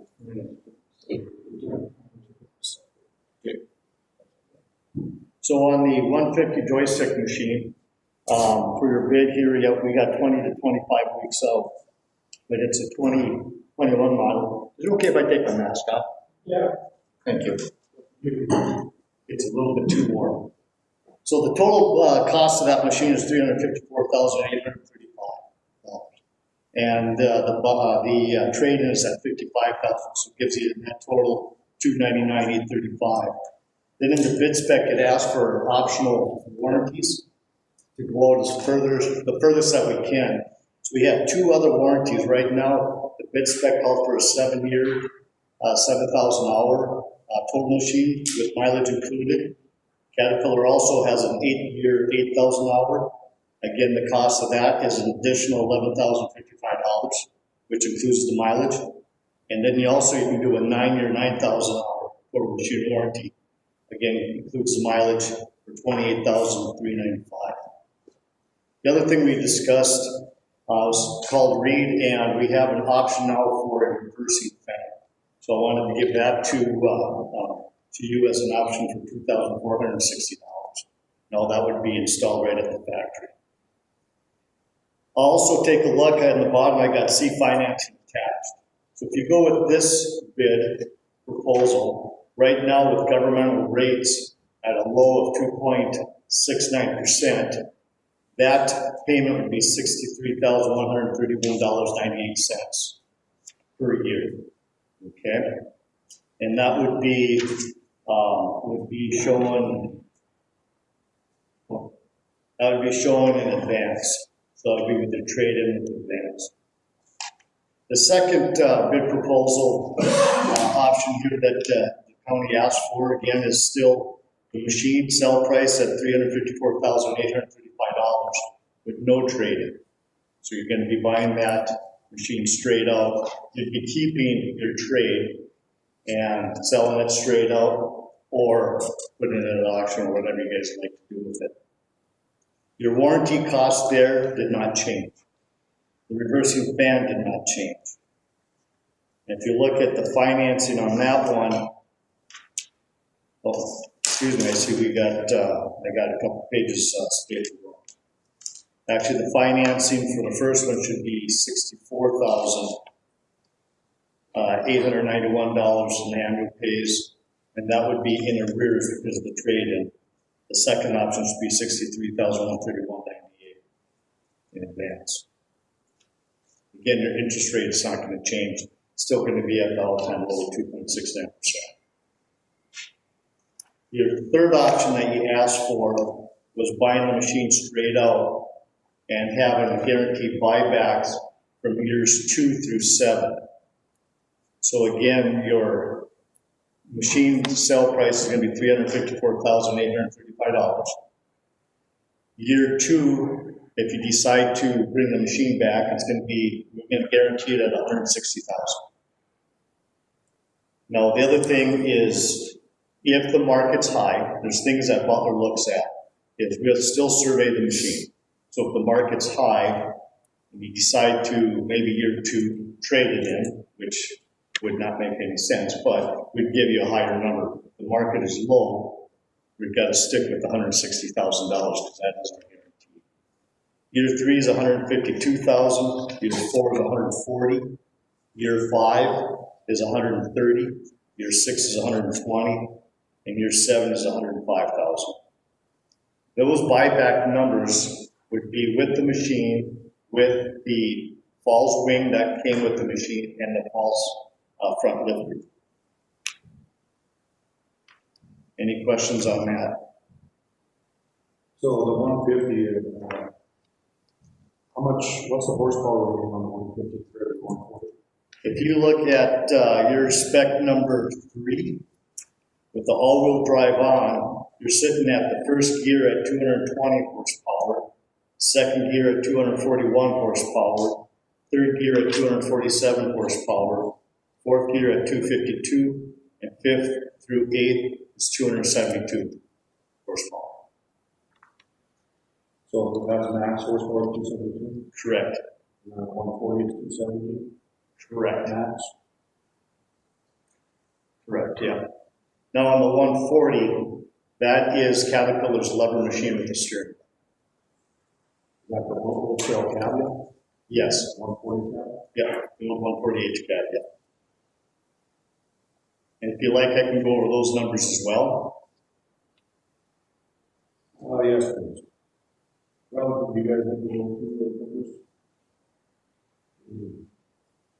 Yeah, why don't you please? Okay. So the sell price on that machine is $338,685. You'll see it's going to be less than the 150 for the fact it's a steering wheel with mechanical levers. You got the old style cab. It's still an all-wheel drive, and a little bit less horsepower. Your trade value again is at $55,000, and so your total cost would be $283,685 after trade. So years 8 with 8,000 hour total machine warranty would be at $10,255. That would be with mileage included. The 9-year, 9,000 hour total machine warranty would be $14,615, which also includes that mileage. And then also now on this machine, the cat does offer the reversing fan as well for $1,795. And the delivery date on this machine again is 20 to 25 weeks out. Looking at financing on this one, we can still get the same interest rate. You'd be at $61,396.68 per year. That would be paid in arrears because you had a trade-in. That would be for 5 annual payments. The second option would be buying the machine straight out. That would be $338,685. Again, you keep your trade, you do what you like with it. and the warranty stays the same with reversing back. The financing on that one with payments in advance would be $60,258.59 per year. The last option would be buying that machine straight out at $338,685 and having a guaranteed buyback again from years 2 through 7. So guaranteed buyback in year 2 would be $150,000, year 3 would be $142,000, year 4 at $130,000, year 5 at $120,000, year 6 at $105,000, and year 7 at $88,000. And again, that buyback includes Paul's front lift group and Paul's wing that came with the machine after 5 or 7 years. It looks like in our specs that you guys filled out, the only difference was the 140 does not have the hydroelectric controls, have mechanical levers, and the 150 does have the hydroelectric controls. And then the horsepower, Correct. And then, of course, you got the joysticks with that 150. which we got a joystick machine now. I like the motor grader, the 150, because it's got the same valve. Yeah. There's a lot more visibility in that valve. It's about $16,000 more. And you get it back in the back end as well. So it's like the things of lease. Through, the government, when it comes to purchasing machines, you hear lease quite a bit, but actually, as a purchase, it's actually a contract with the balloon. And a lot of times what happens, that dealership ends up covering up that balloon. And then you get the word lease, because we're buying that machine back instead of you guys buying.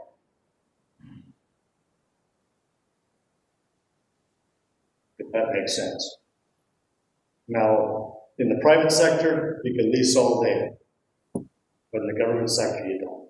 It's always a contract with the group. Budget lines are covered. So, I guess with me, looking at the things we're at. How many hours? Each year does each machine put on? Around 1,000 to 1,200, 1,300. 13 would be the high.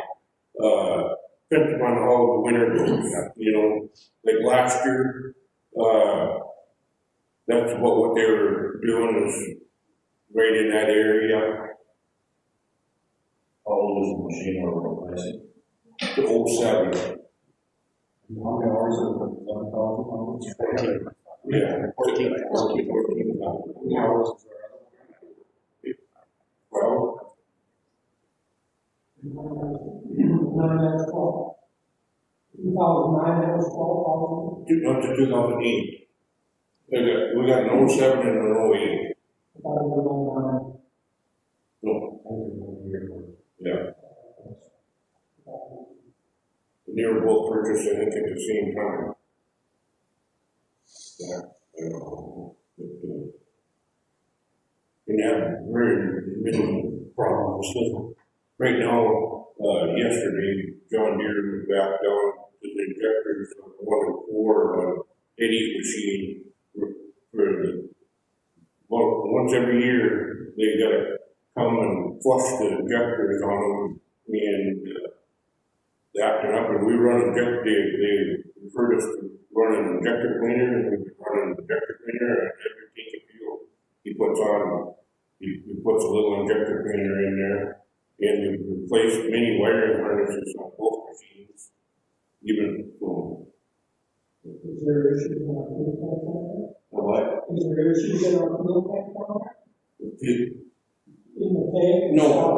Is there issues in the bottom? We got filter, we changed filters and stuff on that. It's just, something that they have an injector problem. Have you had any fuel problems with the capital sitting on it? No, So these two machines, which one would you prefer? the 150. Bruce one, I mean, he used to the joystick machine. That's what he would prefer.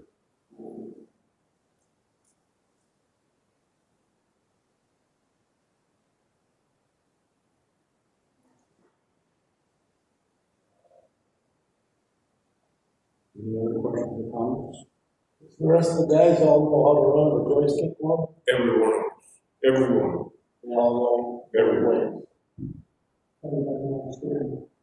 Huh? Everybody knows steering. No.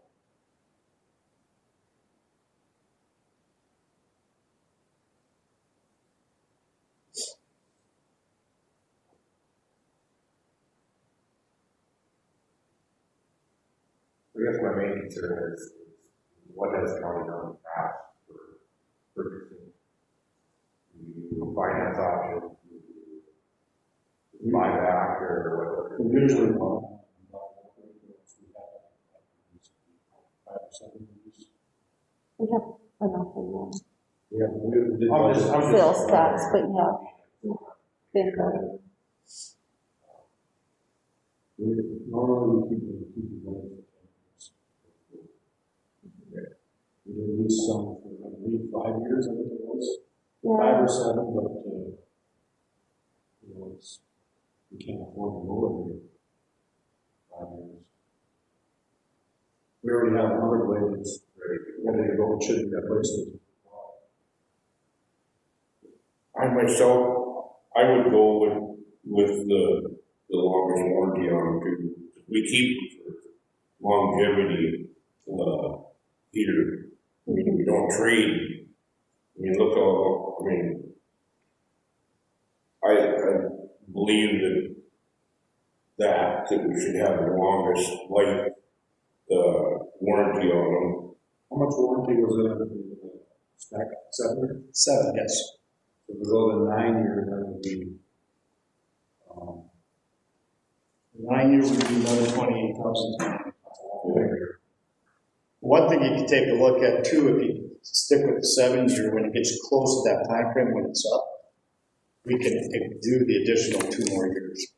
we would not know. Oh, yeah, John sure. Deere's, I think.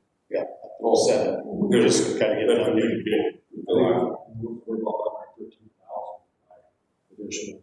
It was 15,000 that we did on the John Deere last year. To up that one there to, on Eddie's machine, the 2014 machine for another couple of years, so that was 15,000. And that does not cover them driving out to do it, to fix it. Now, all that does is cover the engine stuff and wiring and flushing the injectors and stuff like that. I don't know if you guys just cover ride time. Yeah, we can take the mileage added in at that time. We can do it with the powertrain hydraulic at that time, which will still cover all your engine components, final drives, all that stuff, and plus all your hydraulic pumps. If you take a look at that, it's cheaper and more cost effective for the counties and cities to do a powertrain plus hydraulic than a total machine. Because now you're taking a look at wire harnesses and all that stuff, and with that machine at that time has 7,000 to 8,000 hours on it. A lot of times that stuff will be covered. So it'll be throwing your money in the air doing that after you're set. So I look at the powertrain hydraulic. You're looking at July before we get it. You're pretty close to that. It's all due to COVID. Well, okay, now, we got 14,000 hours on it right now. In 2007, we're trading in. How many more hours will be on there and that can affect the trading price? Trading's gonna be locked in, minutes a bit. The only thing is, the machine should try to be close to the same when it came to the survey. So in other words, let's say if something happens with the tire, you might have to replace it. you know, something like that. But if the hours go up, the hours go up, there's nothing we can do about that. You know, it's just a sad thing with the COVID and the shutdowns and people, you know, going half staff at the factories, it just made it miserable for everybody. I would add to whatever machine you pick, see the person. Yeah. So what is a reversing fan? Okay, what the reversing fan does, all day long, your motor is sucking through, and it sucks the dust and dirt and chaff up against the radiator. Well, every so often it'll reverse and blow that stuff out, so you don't have to blow out your radiator every day. Otherwise, throughout the day, with your blading, it builds up with chaff and stuff on the radiator, and you start to plug it, start to want to overheat.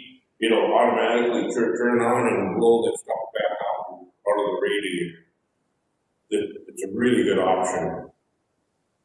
It keeps the machine cool. Yeah. Keep it more efficient. Well, it's so expensive. Yeah. It took Caterpillar forever to get that figured out. They just didn't have the room, so now we got it.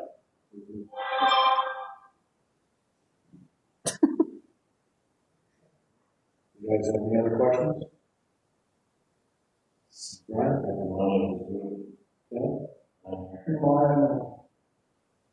Awesome. Any other questions? No? Right? Are we gonna go with the 7 year, like, or are we gonna do 8 years? I think I would do what you said, give us something. Revisit, yeah.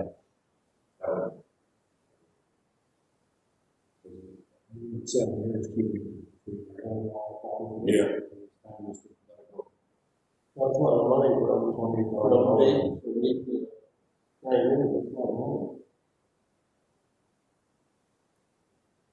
I don't think I did. I just did the 7 years. Motion? Is there a motion?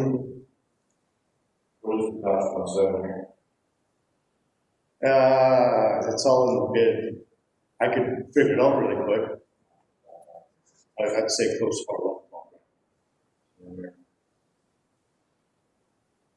And that's all mileage included. Correct. Yeah. This is a fully machines, wing, Everything. one way in the front. One way one, yeah. It's a complete machine. Yeah.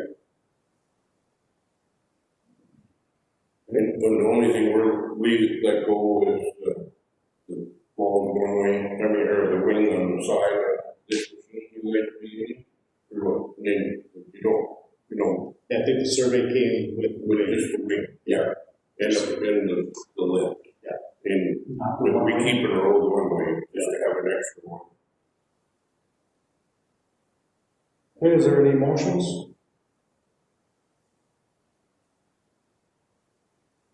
I'll make a motion we buy the 150,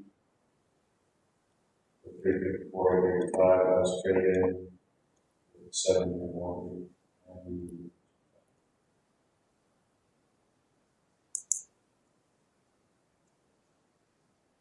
Ron made a motion, is there a second?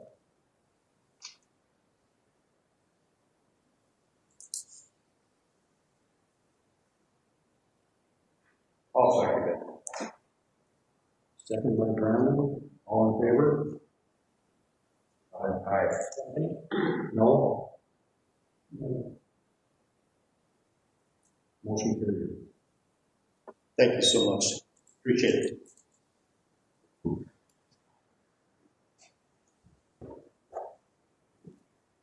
I don't know if you guys have more for Reed. I just want to quickly say we do have executive session for 10:15 and we do have to keep that time. So I know we've kept Mike waiting a long time also. Okay. Reed, what else do you have to talk? We're gonna talk about that bridge up here at 123, just south of 23, just south of 12. There was found from the critical findings on, the bridge inspections that were done. In front of you guys have a list of what, is wrong with it. I do have, photos if you guys would like to look at it. I took Brandon onto the bridge and showed Brandon the bridge. It is unsafe. Right now they want us to neck down the traffic. I got one question for you, Brandon, what is actually on the bridge? Now, why was I asked? That's my question. Oh, Yeah, has been forever. I overlooked that, I'm sorry. And you should be. Yeah, he did, I brought it up to Richard and showed Richard, but I'm sorry, I did not realize that you were the Richard for my fault. We're mainly going for a drive through, not just something. Yeah. Hey, Look at it. You do have the list though, that I sent out. I agree with that. I'm just saying. I'm sorry, Ted, I apologize for that. So, I'm sorry, I didn't realize that.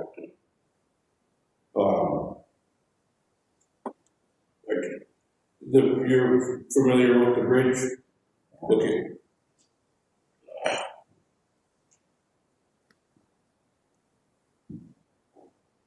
These are photos.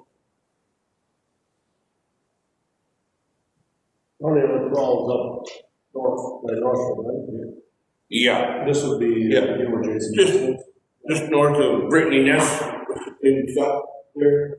And I have talked to, the township, too, because that affects them, and let Tom know. It is recommended that also, talk with, our engineer and, well, we determined from what they find, I mean, it's gonna be too expensive for us to fix. The concrete is all rotted and decayed and broke out. how close is another bridge ever to that? How close? Oh, Miles. it's really, So if we pull that bridge, then we'd have to go off our west. yeah, across that, yes. Very far. 2 miles, 2 miles west? yeah, I don't think we can justify the bridge. no. If we want to walk and do that.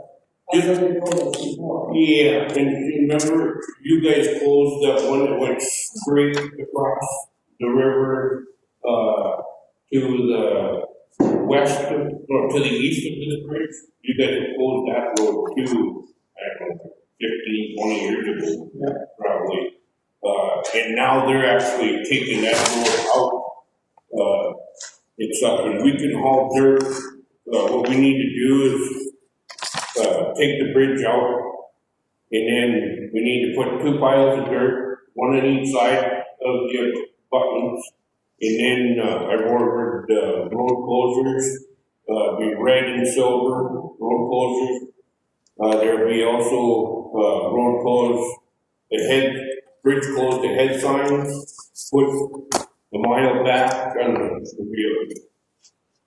be a mile and a quarter back to the far existing, intersection. We would put all the signs up. When was the last time this disinfected? Disinfected now, yeah, this is on our, that bridge inspection sheet and stuff, so. When was the last time it was disinfected? That's all. 2017? Typically expected on a 2-year cycle. Yeah. All right, we're gonna prepare for executive session, so we'll have to come back in. What is the cost of the green on the surgery? The what? Repairs, cost, Repairs? We can talk about that just a little bit more after your meeting. It might take a little bit longer, but, sure.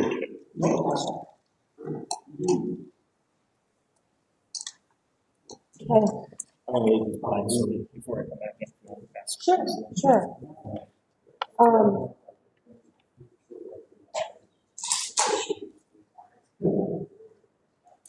Thanks, Kevin. Thank you, appreciate it. So for executive session, we do need to make a motion to enter into executive session under Century Code 44-04-19.2, 44-04-24.2. We need a motion to go into executive session, please. Made by Ted, seconded by Brian. All in favor? All in favor? Aye. So we should know the time, exact time of going to executive session. 10:50. And it needs to be recorded separately. So we need to turn the video out as well. So, just me. Yeah.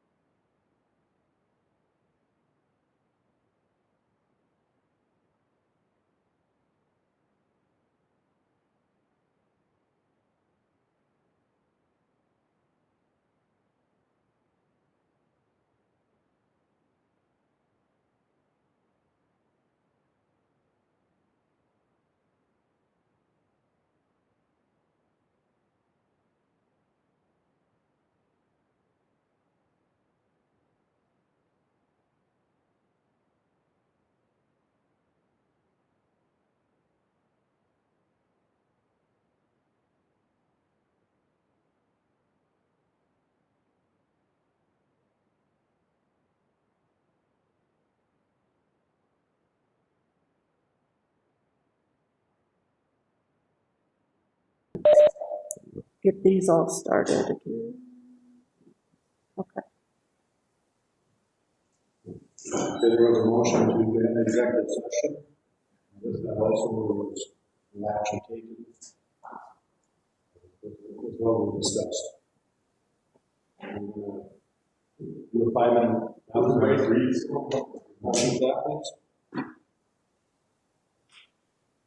Oh.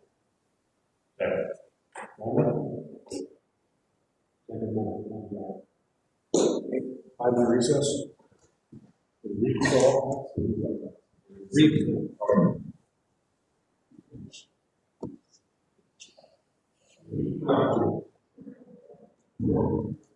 Okay. Mike also wanted.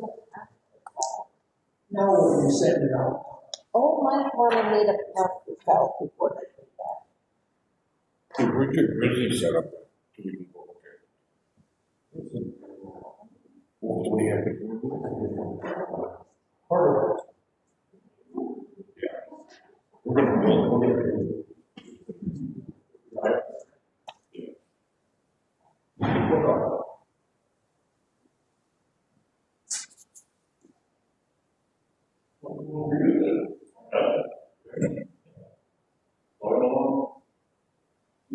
Guys still shooting presidents, this weekend.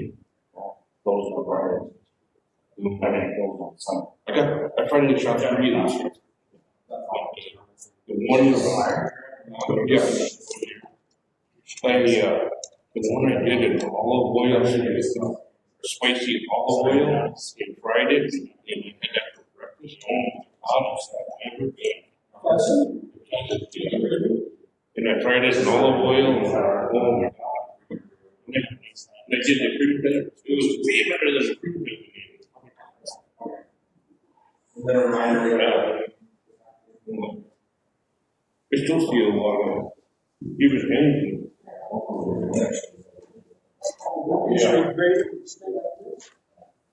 Yeah.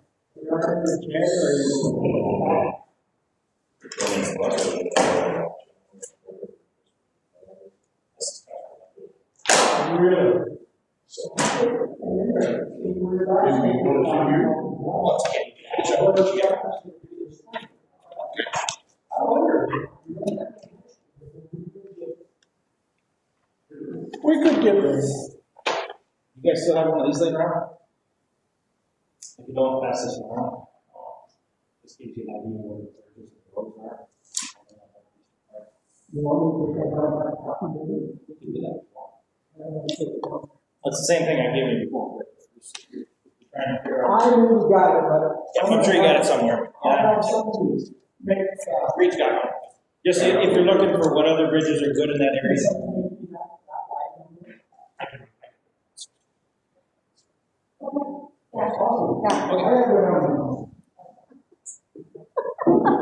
You tried, Mike. Now you gotta wait till it's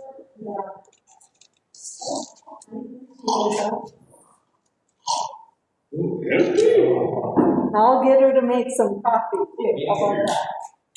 I didn't even have breakfast this morning. I'm getting hungry.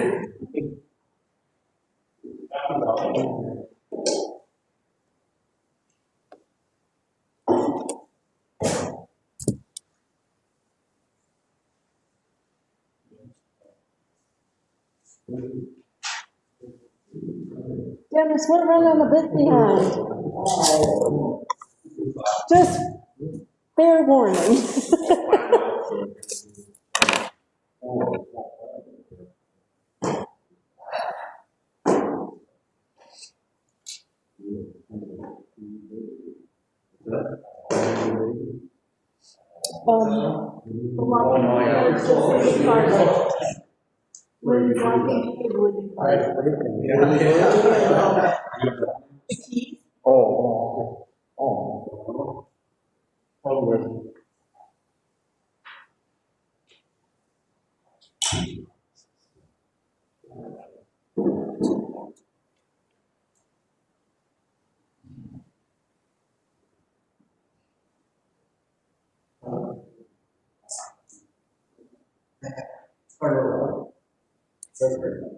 Travis said the last call from Don to his cell was on November 24th, and the last call to their office line, it was December 1st. So he doesn't know anything about what Don calling last week. So maybe he emailed? I don't know. Oh, true. Good call. I don't know. That's one of them. That happened to my wife once a year. Too much? That happened to my wife once a year. Called IT to tell them that it didn't work. And they sent her an answer back and said, we're supposed to email. IT. Well, but you need him. He went to go make a copy, which Mike offered to do for him so he could sit here and we could start, but If you got that there, you should have that from that earlier in your folder, with the bridges and stuff that we discussed. With all not from today, the but several yellow meetings dots and ago. red dots. I think it was sometime this fall, October, maybe. It was a long time, it was quite a while ago. Oh, And I gave it other. yep, I got him. Sure.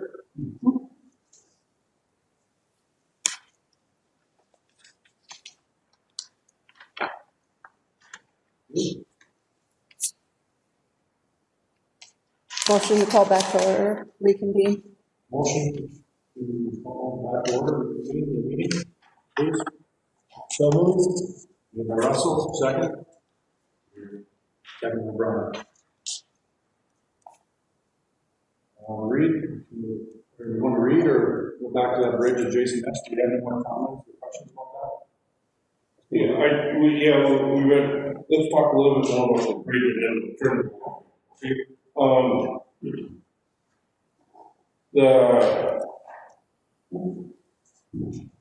So to close that there, we would need it for now.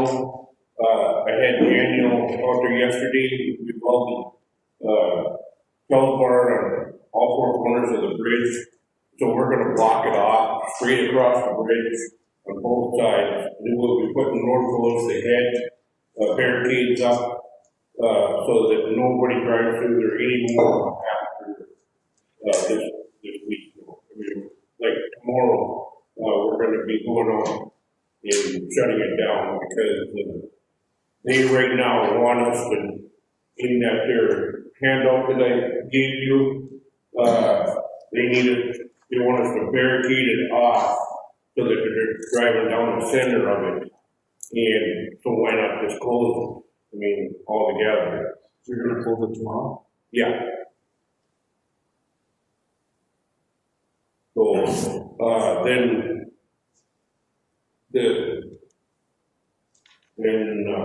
we would be taking it out this summer. So, look at, gonna take the deck boards off and whatever. You gotta take it out of there, 'cause you can't leave it there. Otherwise, people are gonna go cut the barricades down and they're gonna be driving across. So, In your opinion, Mike, is there, I mean, what do you think it would cost to repair? yeah. We haven't actually been out to try and do assessments on this property. If you look at some of these photos, it's, I mean, particularly a photo like that of the abutments where there's just pieces of steel sticking out, concrete abutments and stuff, and then broken trunks. This bridge was built in 1937, and according to the inventory sheet, it said it was reconstructed, rehabbed in 2012. I'm guessing that was first price or something like that, because the concrete substructure is obviously much older than that. If you look at the old reports, old abutments are deep, falling backwards on this. The concrete's severely deteriorated, so if you did what the DOT bridge inspectors suggested, in my opinion, you'd be buying time. You'd be putting a Band-Aid on to fix it, and at the end of that, you'd end up with a 3 or 5 time bridge payment. So Long-term, this bridge is going to be for long-term, so I guess that's the decision that you guys need to make, is it is a critical bridge that you need to keep open for passenger traffic and invest some money into it and hope for long-term you can replace it, or is it just something that you should be closing? And I guess that's kind of why I thought that dead ground copies of this bridge map. So when we talked about bridges last spring, northeastern part of the county up here, there's a lot of decrepit bridges up there, and it seems like more and more disappearing too. This particular bridge, it goes, it comes, the road comes off County Road 23, and it goes over this bridge a mile south, and then south of there, there's no road, no bridge. You can't go back to the east because the bridge is gone. The only thing you can do then is go back to the west. So, from that perspective, you can get to that same intersection to the west by just going a mile west on County Road 23 without having to deal with the bridge. So, to get where this bridge takes you, the detail is not very long. Did you talk to Jason as well? What's that? Yeah, I talked to the contractor. Jason. Jason's not the township. No, he's not. Jason, yes. You talked to him about? Yes, I did, yeah, He understood? yeah. He figured it was coming. And I said, well, you'll have like a private drive now to your house. But, didn't ask her. Okay. So, we didn't want to put any time after into it Unless you guys want Initially, I thought that we should at least get the price for it, to satisfy Jason last, but if you were to talk, he understands it's happy. To me, that's good enough. What are your guys' thoughts? I mean, for now, I'm gonna close it, because we can't have traffic driving across anymore. But as far as we Yeah, figuring out what it's gonna cost. Yes, then I will, I don't think it's even worth doing that. It's not a small investment, No, it's but it looks good. Thank you. It's like major. the center beams, are sitting on posts in the middle of the bridge, so they don't run the full length, and you sit on the center columns on the two, and the center columns, are flaking off concrete too. That's what they'll have to look to determine. That'll give us some time, we have until, but we need to close it now. So,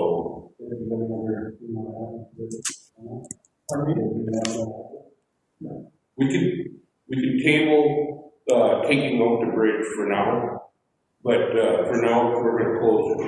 And then, if you're wanting, then you're gonna have him, make a term and come back with a price on what it's gonna cost to repair that bridge. Then we can talk about it at that time, right? I think with the regulations from Mike, Okay.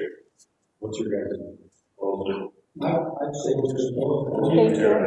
You know, I would like that idea, but. The bridge to the north of that in Grand Forks County, it cost that trucker's insurance $245,000. I mean, and Let's move on to that. okay. Well, One last thing that I wanted to talk to you about was the tractor lease. In the ACO, every year we do a tractor lease with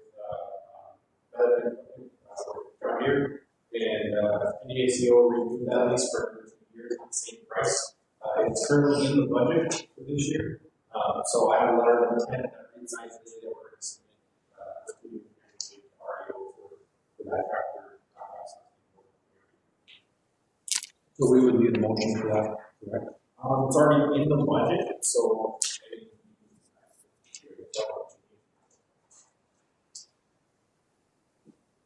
When you sign paperwork, When we sign paperwork, yeah. Then you yeah, would. sign it. This is just a letter of intent saying that we are interested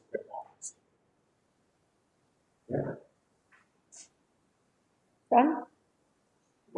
Ted, did you have- I'm doing a full year-end review like I normally do.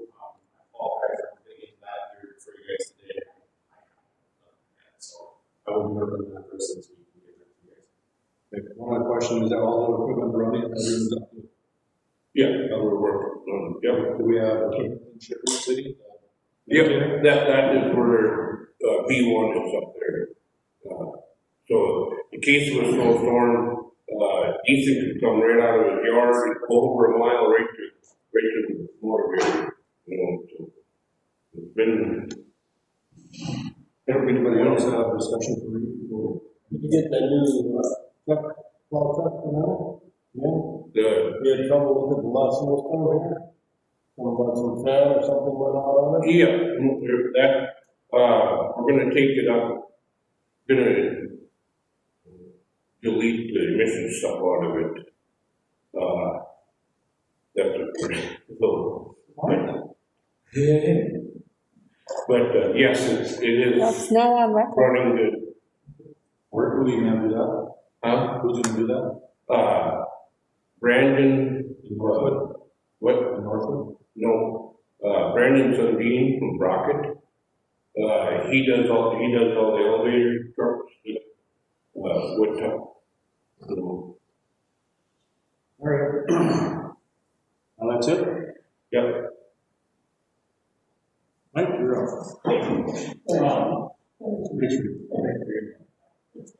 I think I only got a chance to pass around the maps. So I wanted to just get back to you today while it's still fresh in mind, talking about we talked last time about getting that ready for the project. We did in November of 2021. The question of the culverts came up. So we did a little investigation, looked up some information, and took a look at some of the culverts out there. So just, unless you guys know different about the history, some of the information I have in the history is that east, there's the records above the shop are sketchy on how the road was constructed west of Pickard. But east of Pickard, you have a set of grading plans from 1968. The road was regraded, and interestingly, under that set of plans, it doesn't show them replacing the culverts that already existed at that point. They lengthened all. Both ends, they lengthened them. Just keep that in the back of your mind for a minute. So then in 1960, 62 years old. yep. So in 1962, I believe, 1.3 miles west of Pickard was first paved.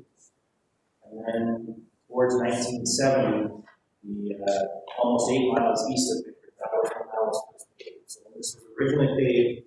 They put 3.5 inches of aggregate base on and 3 to 3.5 inches. So then, come back almost 30 years later, at least, 1999 was the last overlay that this road had. And we put 2.5 inches of pavement over the top of it at that point in the city. So it's a little over 20 years old already, and parts of it look much older than 20 years. But when you think about that, at least 30 years in between from when it was originally paved to when it was overlaid. There's a long time in between there, so I suspect that pavement underneath that 1999 overlay is maybe not in the best shape for the underlying pavement. So it just kind of reinforces what I discussed last time. This isn't a thin line maintenance overlay that you're going to need in this roadway. It's more like what was done in Colorado 5, you're going to need 3 inches to try and put some structure back. Certainly in much worse condition west of Colorado 6 than it is east of Colorado 6. So a little bit of information on that, but I think the thing that Richard keyed on is that culverts being upwards of 52 years old, certainly of concern. However, there have been culvert changes since they were in. If you compare the culverts that were in that set of plans from the 1968 regrading to what's actually in place now, there's been a couple of culverts that have been added, and there have been some culverts that have been replaced. The way that we can tell that some of those are replaced is that some of these old culverts are riveted, straight corrugated riveted pipe, and then there are a couple of spiral ribbed pipes out there. So obviously the spiral ribbed pipes are newer at some point in between. I don't know if the pavement was cut at one point and replaced a culvert, or It just extended spiral. could be. Could be, but there's one exception that I stuck my head in myself. It's actually spiral, and it is a larger culvert. So I guess what I'm getting at is that if there's roughly 17 centerline culverts through this road over the 9 miles. I don't know that it is really necessary to dig up all 17 or 18 of these culverts in place. There's probably 2 key culverts that I would say would be worth your time and investment to replace, and maybe a couple more than that. I guess west of Pickard, there's 3, as you see on the first page of the map that I handout. There's 4 culverts, centerline culverts, through the roadway in that first mile between Highway 32 and before you get to Pickard there. That large culvert, that 60-inch culvert, is definitely in that condition. The roadway pavement above that is patched and breaking up in that condition. So that 60-inch culvert for sure, there would be a huge benefit in getting that replaced before this is paid. The other 3, they're not bad, but a lot of these culverts, it's hard to really assess what the culvert is because of what happened. It's just they failed in over the years, and some of the drainage flows to and from the roadway haven't been maintained. So it's usually where the deterioration of the culvert is at the bottom. You can't get to the bottom without a pick and a shovel. Hard to tell just a little bit. So that 16-inch culvert for sure. And then if you go to map page 3.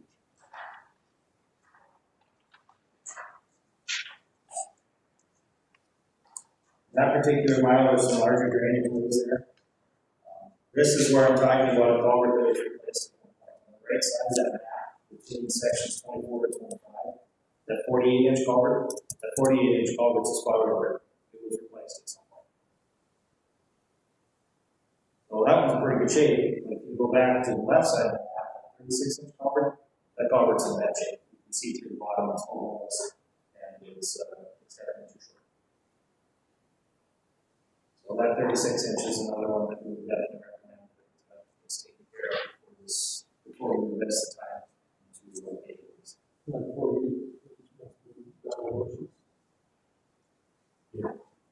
You see that's on map 3? Yep.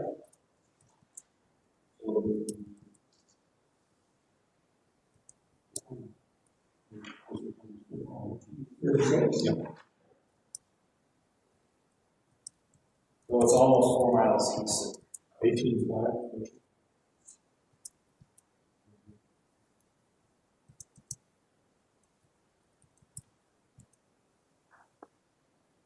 So we know that some of these 18-inch, 24-inch satellite culverts are very likely original 50-year age range, but there's none of them that are collapsed at this point. So the question becomes, how much do you want to invest in replacing these culverts before you overlay this road? On that same map with the 12-inch culvert, I mean, that's real estate. Yeah. Who want to replace that? Well, but I think that one Is it there? Is it there? if you look at the bottom of the next page, there's some charts in the bottom of the pages. It gives you some idea of the condition of the dirt. That one's there, but it's basically full of dirt. It doesn't look like it really carries water. So I think they managed to, that road ditch that does east and west. If you look at where those channels come in, it's not very far to the east or the west to get to the actual channel. So they drained the puddle at one point, it doesn't even appear to function. There may be benefits to talking about level and that's who cares if that's there or not. We barely even put 18-inch culverts or 7-line culverts for 22 to 24. And a lot of that has to do with creating road corn stalks, I guess. These next ones, the next 3, these next 2 ones. Autumn rusted? Is that just rusted or rusted out? Rusted. Rusted. Still something. That was still something. But some of those, I suspect, those next ones that you're looking at there are probably also original vintage culverts just because the existing length and size are the same that you're showing.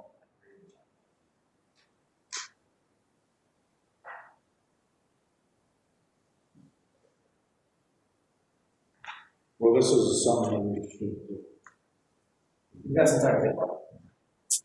I mean, we want to do ourselves or hire it out and get it back in a year before or something. That's how we if there's any way you can get it done this next summer, before paving 2022. It's just a matter of how much money you want to invest in. So, gravel road, that's bad, but when you have to replace that pavement section, put it back. That's what it's. Maybe what we should do is we should make up a list and send to local contractors and write it for us, and we can pick or choose which one we want. What do you guys think about that? Yeah, maybe give them, have to give us a bid on all. We see how the culverts and we'll just tell them in the bid that we pick which ones we want to do and which ones we don't want to do.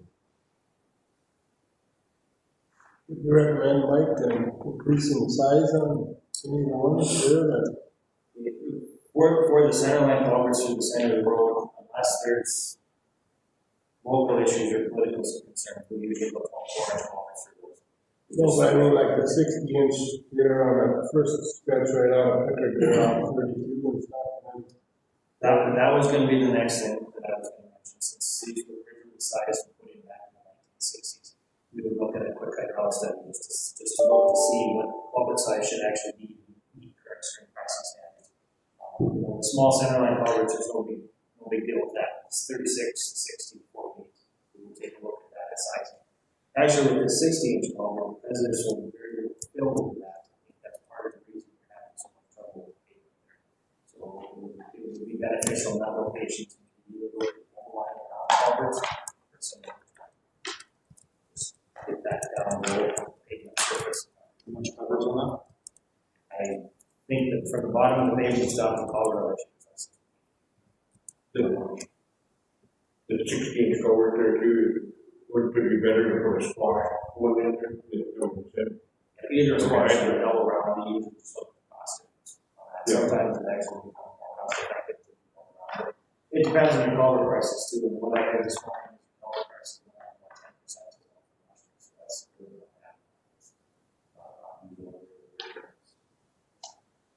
See what's the way I'm not after all saying. I think you get one on the sides. Yeah, we want those sizes. It's, I mean, putting it in our pipe is more effort. We could have the back end too. So the other thing that I was thinking about was just as information, if this existing roadway has about 6 inches of pavement on it that you can replace it with this, it's pretty common. Replace culvert, it's going to have sediment. So the other thing, it would be nice to leave these gravel patches to be clean. I know that's not particularly popular over a long year, and also certainly an issue with trying to maintain it too.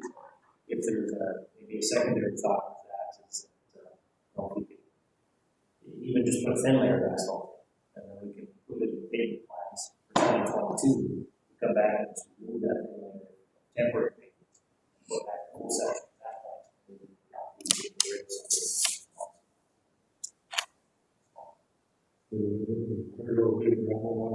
So, it'd be absolutely better to use gravel. It just means you're going to have to be out there frequently as a problem. You can leave it gravel and you can just pave it. That's not bad. I know that isn't all part of it. Well, if they're in the new road. There are some, I would like to see it being gravel, because that way we know what's going to settle, and the pavement sometimes reinforces a bit more. doesn't how it is.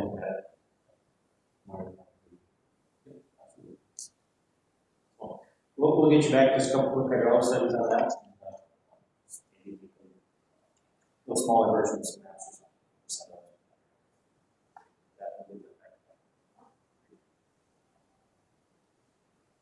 That's really what I want to talk about today, so that we can get this done out in front of things. You never know what's going to happen if there's more this winter.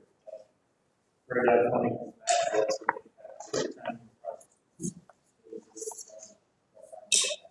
Is there any updates on the No, really, nothing definitive yet. There's a quick conference call with Ben and I are sitting in this afternoon, still trying to work through Ben on the funding for this. So it's a little bit more about that. Really what I promised last time is that once we get a better idea what the funding is going to be, we can sit down and talk about it. But it's not there yet. And this is really a 2022 project. So as soon as we get that, we'll get organized and we'll just get an opportunity to brand since it's also the case of this. We'd like to just get historical information. Any other questions for me? Okay, thanks guys. Thank you. Thank you, Mike. Anything else for Reed? Thank you. Thank you, Reed.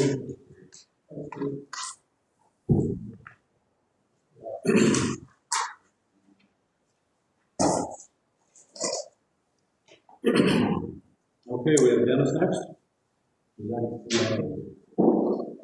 Veteran service.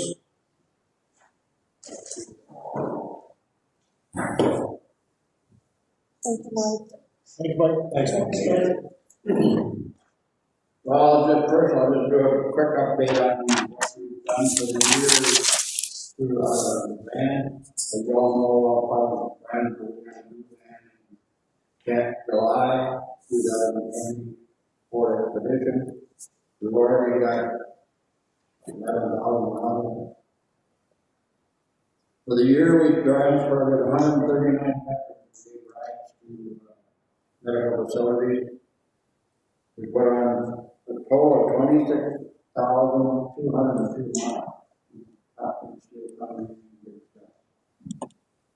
During that time, we spent 705.24 hours. Wow. Really interesting. Really good. The January now is going where we're having last year. Who knows? That's what you bought in December, right? Yeah. And then it picked My up. phone rings all. Yeah. That's 24/7. And another thing I would like to get authority to put in called Vet Respect. It's a program that allows me to do everything online and to keep everything online, so you can do away with paper. Keep all this paper. The cost is $449 a year. There's no setup cost or anything that takes care of it. There's no $449. I didn't put it in the budget because I didn't know we were going to have it, but I think there's enough in my miscellaneous for the next coming year. I have $1,000 in it. So I think we can stay within the budget. Is it a contract or anything? I have signed for them? Yeah, I'll get with them and then it's just set up through the computer. Is it a yearly contract? Right, it's a year every year. No, they just budgeted for the next year, but I don't know if enough in, by using our elements, I have good share. What really helped was on gas, last year on the gas price. You know, we went for 3 something, $1. We're talking dollars for about 20 cents. Right. So we probably should make a motion for a contract.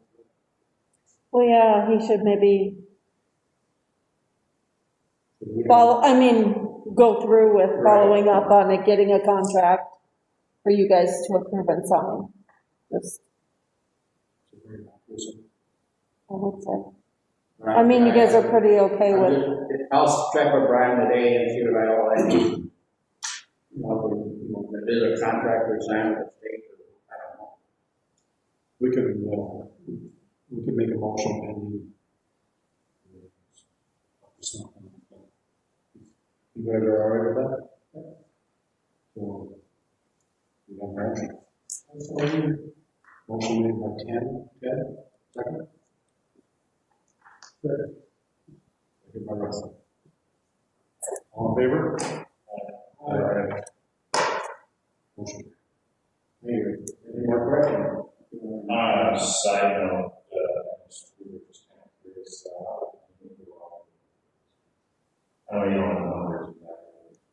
Well, we only got one quarter and then every the second. quarter. October, November, December. First quarter wasn't bad, I think we had it. Yeah. They didn't. Before you get back, I got everything there. All I gotta do is fill the machine and turn it on. Did it bring much that quarter? Huh? Did it bring much in the first quarter? Offhand, I'd say right around 4,000. Sure. If he would be open all the time, I would probably put 8 down. I think it'd be easier.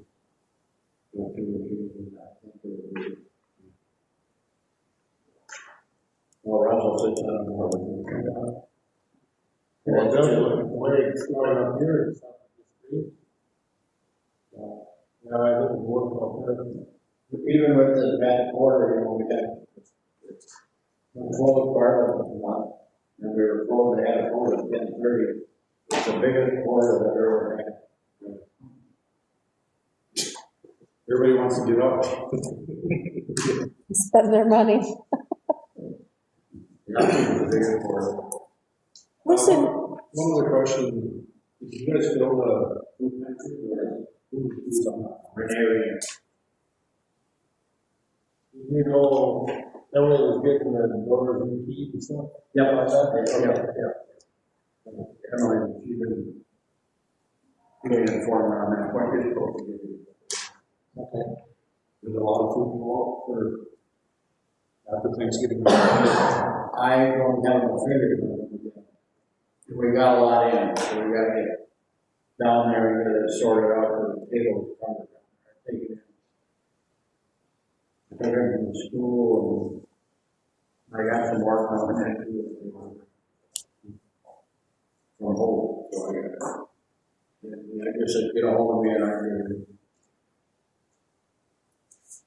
One thing down there, Dennis, with the food pantry, I just wish you guys wouldn't use that table as much as you do, putting stuff on it. It's a brand new table and all that. You know, if you put some blankets or something on it for boxes, I'd hate to get that all scratched up and stuff, so. Yeah, we can do that. We're thinking maybe if this doesn't work very good with the cameras and the voice in here and everything on recording, then we might have to move back to the commissioner's room, and then we'd like to exchange the tables from the food pantry or social services down there up to there, and we switch the two tables because they have slots in the tables for the cords and all that. So then it gives us more room because the table is bigger, it's spread out, and we can still handle the situation better now. So, but I'd like to save that table if possible.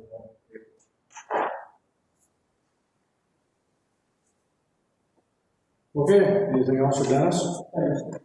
Yeah, thank you. are you sticking around, Bubba? Huh? Are you gonna stick around? For a while. Yeah, Okay. yeah. Okay. Just for the scene. Yeah, I can get to right, Becky. yeah.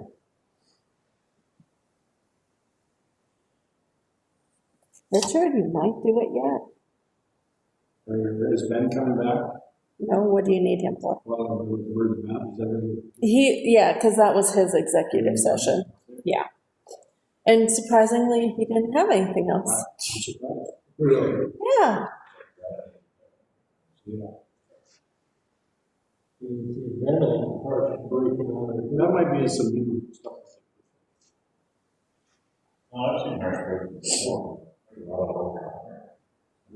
That's a lot. I never, most of it. There's a lot of money.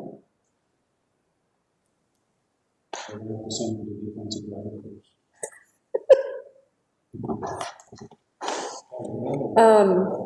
So we're going to go back to the house.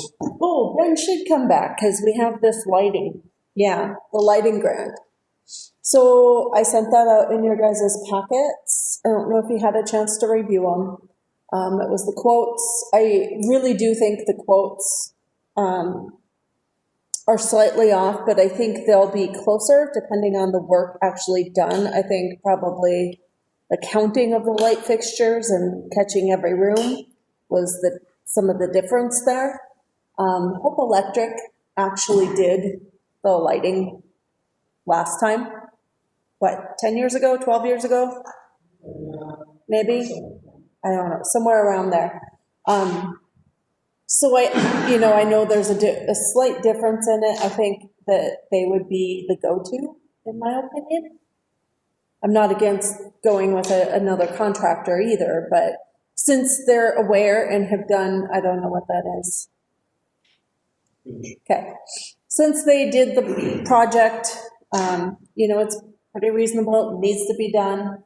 Carly and I was up on the ladder changing the light bulbs on the second floor in those hanging light fixtures.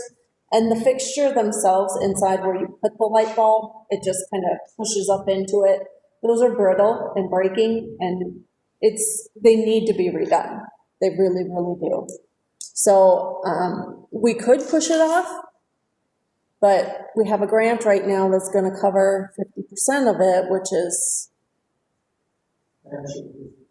I don't know. So food for thought for you guys. How much of the grant, 50%? 50%. I would have to look. I'm sure they're more right. But theirs are also minimal cost-wise. Let me catch that.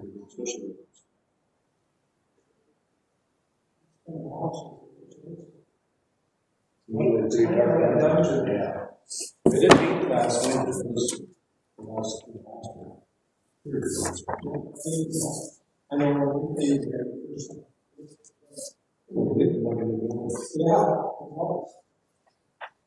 No, I guess what I was wondering was, use of the contract work for 2019 people. Oh, yes, I've never seen that building. correct. We paid it for it. No. Because it's such a substantial amount that things like that need approval to go through and get paid. I asked Ben to come back in because I did talk with Ben a little bit about just to get familiar with the FEMA process and how that works. And, they do reimburse it if you contract it out. So from my understanding, FEMA it's paid with FEMA money. My concern is Don technically a county employee when he's doing this here and clocking in here, or do we have a contract? Is it contract work? And Ben was gonna draw something up, I was gonna draw or, some contracts, I think we actually worked on it, for the 2019 to 2020 flood. That would be under contract wages. When I submitted, I have a reimbursement already. When I submitted for the reimbursement, we knew that was contractor is the warning. So How do we pay him? right now, he's paid for payroll. right, and so then that becomes how I pay also, is if he's a contractor, he'll be cut a check straight like a bill. And then at the end of the year, we'll issue him a 1099. So if he's an employee of us and he's getting paid the extra hours, we need to run that through payroll and have that taxed. So, Has he been paid already? no, No, I mean, for the work that he's done. That's a check. So is his time now, I mean, he isn't. he's been clocking in and out every day he comes in. I don't know what is 911 time, what is FEMA time. He tracks part of that application. I think that's the bill, I'm sure. Part of that is application for what he does for FEMA. And that's how I wrote the voucher for it, I guess. So, he tracks that himself and gives it to me whenever he does it. So is this an 85-15 split, or do they pay all of us? They pay 100%, they pay 5% of the total cost of the total thing. We pay him 100% of that. So they pay how much? They pay 5% of the total. So they pay whatever our total disaster is, it's $200,000, they pay 5%. So I guess you can, I guess, first off, you guys should approve it, because it's a large additional pay for somebody.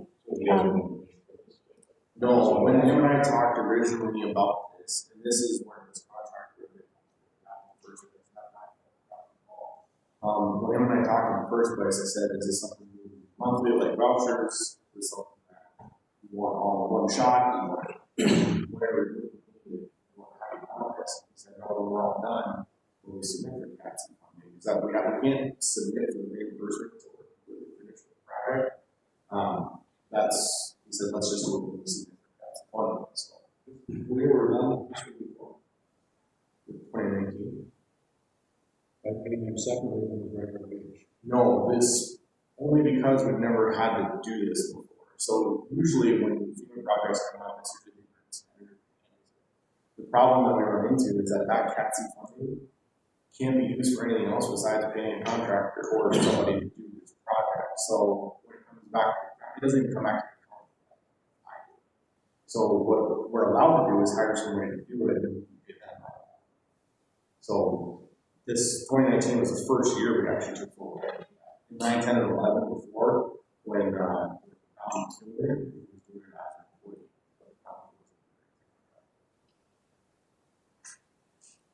so he wasn't reimbursed. I mean, So FEMA's reimbursed us to cover this expense. and that was under contractor, you Yes, said? Okay. awarded as a reimbursement. So, As long as FEMA's reimbursed. That money's in the account right now. We should have known. I just want to make sure with Charlie that we're okay. If we're paying, turn something into FEMA as a contractor and we don't have a contract for a contractor. I know you're drawing something up, maybe he can help you with that? Yeah. Like we had talked about? Yeah. And I just need to know, are we running it as a straight bill or are we running it through payroll? Well, to me, this is straight bill. He has to pay the taxes, this is. He's got an hourly rate here, and there's no taxes. So this is straight bill. Right, that's straight bill, but that's what I'm saying, should we run it through payroll, like his normal pay, or 1099 it? 1099. Okay, so then I would say probably he should We should have some track hours differently when he comes in for that, as opposed to, That's what he did with that. You guys agree? That's how. yeah, but he's clocking in, so tell him not to. That's the way it's gotta be. I think. So we need a motion for this? Yeah. Or it'll be with the, you can do it, We need to separate it. Just put it with the bills. Just so you know. And I'll talk to him and tell him not to clock in. So I'll save that process. yeah. Even more. So we get it double? No. He's on a monthly salary. He's on a monthly salary, so he comes into the building, clocks in. He's been here a lot for Steele specifically, and not necessarily for that one. So his hours that's on there that he tracks, those are specifically for that one. What Emily was saying is that the clock, or what Emily was saying is that the clock's in is here. If he's here for strictly for FEMA, when we're paying him on a contract basis, he should not be clocking. Correct. So going forward, I haven't had that conversation. Yeah. Like, going forward, he needs to not clock in, so that and then track the hours that he's tracking. That'll solve that. And we need a contract, We still need a contract. because we still have 2020 that he's working on, And so. then that contract would actually, it's gonna be helpful go forward. Yep, if I do this under FEMA, I cannot take that admin money. We're leaving that money out. So we're better than hiring, so Better off hiring take away Right, your every meeting meetings. Right, we just need to make sure we have that in place. so, yeah. Well, not thankfully, but potentially no spring flooding this year, so we can be optimistic on that, right? We'll be able to do that. Yeah, that's good news. We've always hired. Not always, no. We've been there before. Judy Baylor did it before. Mindy did it before that. We got Judy that write it down, so we have paid somebody to do our stuff since 1993. Always have. Really? Yep. How did that happen? But he's just talking. Except for I when think we Dawn just- was emergency Didn't they manager. just pay him extra? Well, they came out of that admin. When the thing was. Judy there when Bob was here, remember that? Bob? I remember she was doing some more work. Right, so Judy was also assistant books. But she also got paid. We had a female, we had her office up here. Her office was pretty good out here. So if emergency manager does it, you can't take that out. Unless I don't take.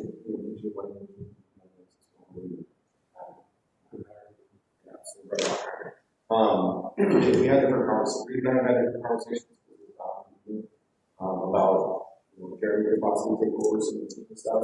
And I told him I like the idea, I like the minded, but I'm not okay with the back. Some years you're going to be harder. And then you have to pull a blade operator out of the blade, I would be so we talked some different ways. I think I have someone interested in taking it over. I don't know. He doesn't have enough guys.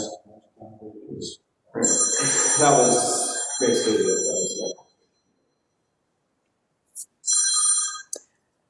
it. The lighting grant, we were reviewing and talking about that. Do you know how long that grant's open for? I don't look at it. Can you check it out for us? Maybe I can find it on the.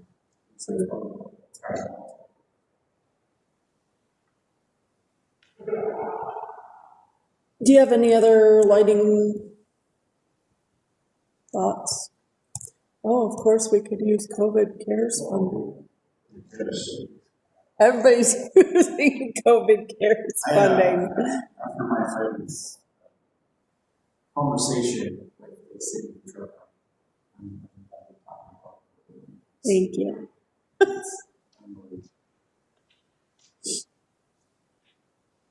Did you guys know Ben's on the city council? Yeah. I didn't know that. Mayville. He's a politician.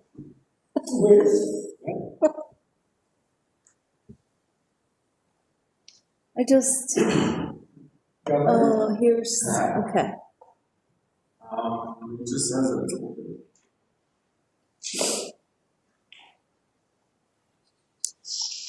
So do we want to talk about that lighting more? We have all the bids in. Uh-huh. Well, it's about, the difference is about $2,000. One we have on, who's the lowest? Does it have everything in it? Yes. North Star is that. Do you know if Tyler went to the basement and looked at your step lane and those lights? I didn't bring Tyler around, so I don't know. I would have played with this here. I didn't bring them out. Which county is he in here? Did you just look at this county shop? Or did you look at them all? Everyone looked at it. Sure. I think Beats are not checked. Beats still here, right? Not the sharing. Oh, yeah. Just all. So the courthouse would be at $6,078. Yes. What's open at it? Hope Electric was, well, it's 6,882, because the Hope Electric quote has the Finley shop in along with it. So it's really a difference, roughly $800.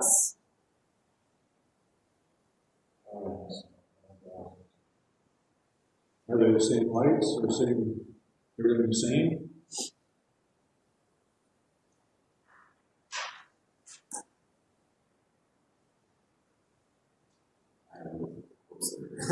Will you go through this bid for us and get back to us?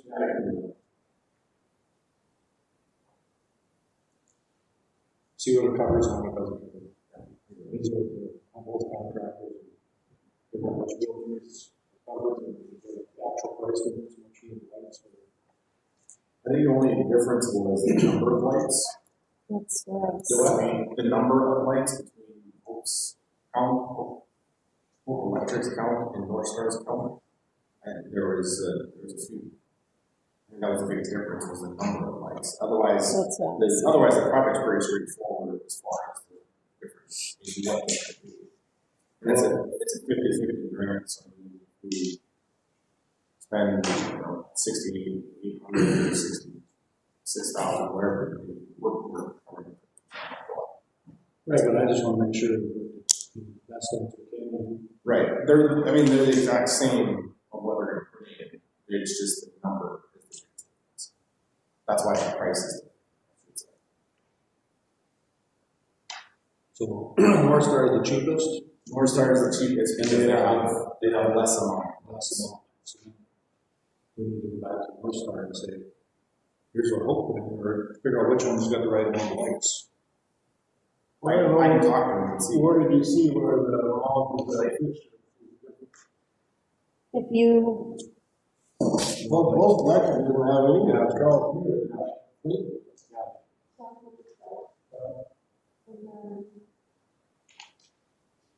$34. I would enter the section.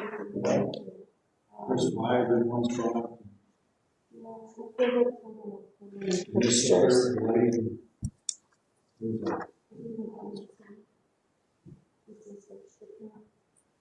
Oh, well, you get down to magnifying glass, can't do that. We could, the pretty good prices on there too, I believe. So I mean, just adding whatever kind of orders or whatever Hope had, do that difference. Neighbors talking to Tyler about it, I guess was a little more talk to, he said for what they actually need to do, you're paying for the lights for a little bit later. What Well, I will have a electric- conversation. We may have to do a conversation about which one's cheaper of the two, to make sure they have the same amount of lights, or what's going to cost, so that way we can just, I know it's small amount of money, but, yeah, no, I don't want to worry to one and then find out that one is cheaper than the whole contract. It's, do it right. That's why you guys want to do it.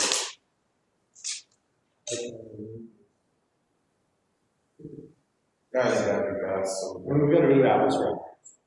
Yeah. It's like for. Yeah, see what electric bill you're only like. Oh, right here. They're the ones who originally approached us. Jason, And- no, it says on They did that. Yep. We did. Offered to help us with this grant for it. I'm not sure why or how Tyler got a hold of you about doing it. Actually, he was after me, this. He's like, hey, did you ever hear about this energy conservation grant? I said, actually, yeah. He said, that's what it was. And that's what it was. Jason McCullough? They've been going around with all the people. We'll follow up. Thank you. What's next? how long was the bid good? Huh? How long was the bid good for? I had a red phone about the bid for 30 days. It's really, most, Yep. the local contractors. Well, I saw that, yeah. How long? I'm not too worried about that. There is a price difference.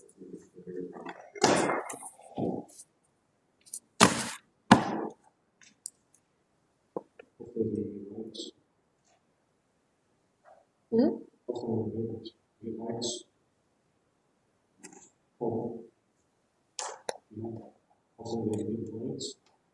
Yeah, right.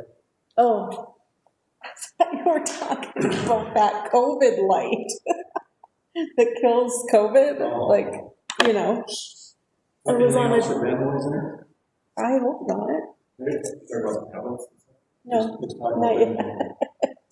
Stay here.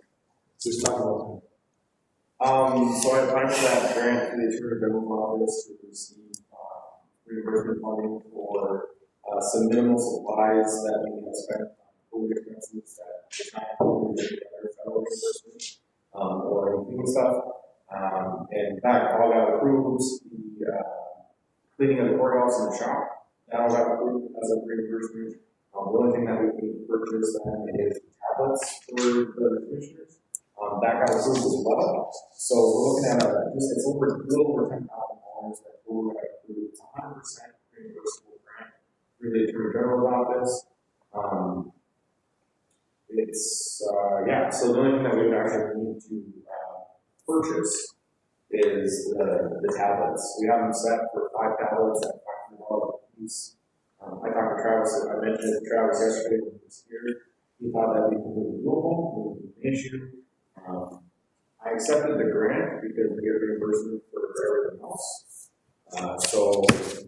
Basically, it's what I guess the conversation becomes with tablets. How many do you want? What do you order?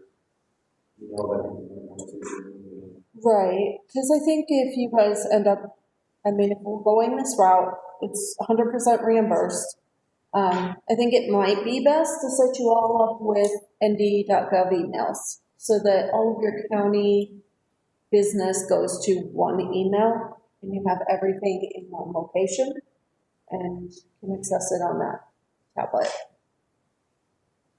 Question would be whether you guys feel you need the wireless package with them, which would be the additional monthly cost. Which is not included. Correct. So. How much is that for you? We get the government financing since they're Plus tax and 9 million fees. $250 a month.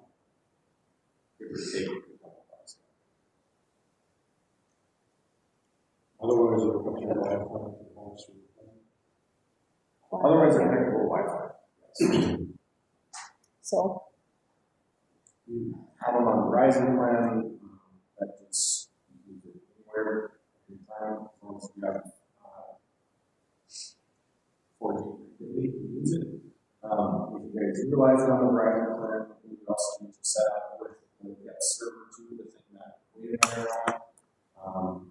So that way you guys have access, priority access, in case some disaster happens. So you guys, that's an added benefit, no cost. Something I would just add to you guys. What do you guys want to do?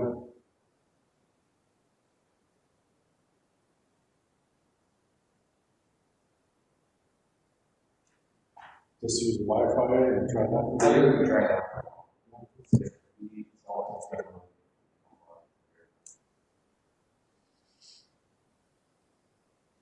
ND.gov emails, or would you prefer to keep using the person? Does that cost more? How much is that? Minimal. Less than $5. I would want you guys set up, I guess, on the 365, my suggestion. You want to Teams message everybody, don't you? No, I want you guys to have the full email access. With the Pioneer, with the original one, the Pioneer, which we think about anyways, it's cheap. You guys get it on it's a portal that you log into, it's a web portal for all your access. With the 365, you can access that from anywhere, which is cloud-based instead of application-based. It's what a lot of other places have gone to already. It's a better system. That costs a little more. But you would also get, my opinion is you guys would get server access too, so you can create a commission folder for you guys, and those of us that need to give you papers and stuff, we can throw into your commission folder for commission meetings, and everyone can manage that. That way you guys, instead of providing you with 100,000 pieces of paper, throw it all. Okay, is there a motion? Well, we already have one. Or just whether we want the part plan. You need a motion for If you're going to go with wireless. You showed it's an additional expense that's not budgeted for. Or if you guys are fine with trying the Let's try Wi-Fi, it. let's do that. And I'll set you up with the emails. Verizon does it, for tablets. We'll try that. Just a better way, would it work to get the card built into it? That way you don't have to get the additional cost there on.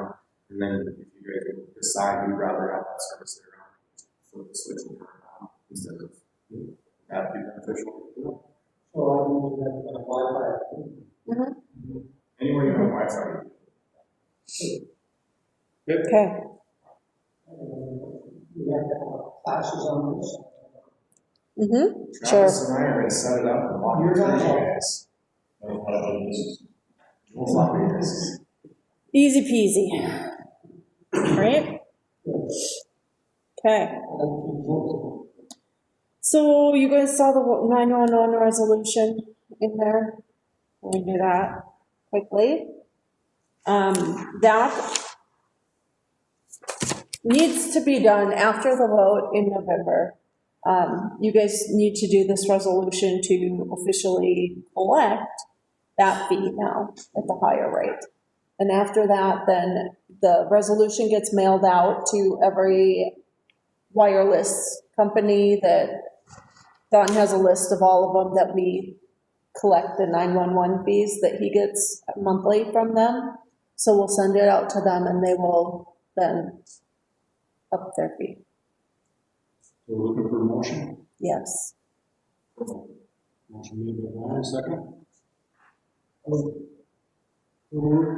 Second by Russell, all in favor?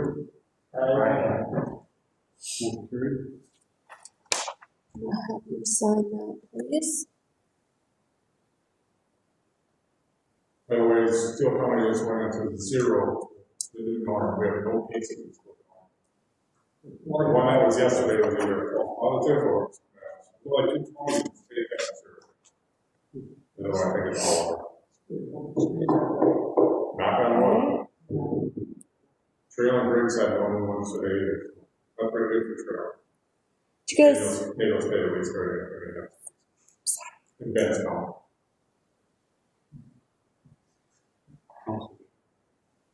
The 2020 cell phone reimbursement, what's that?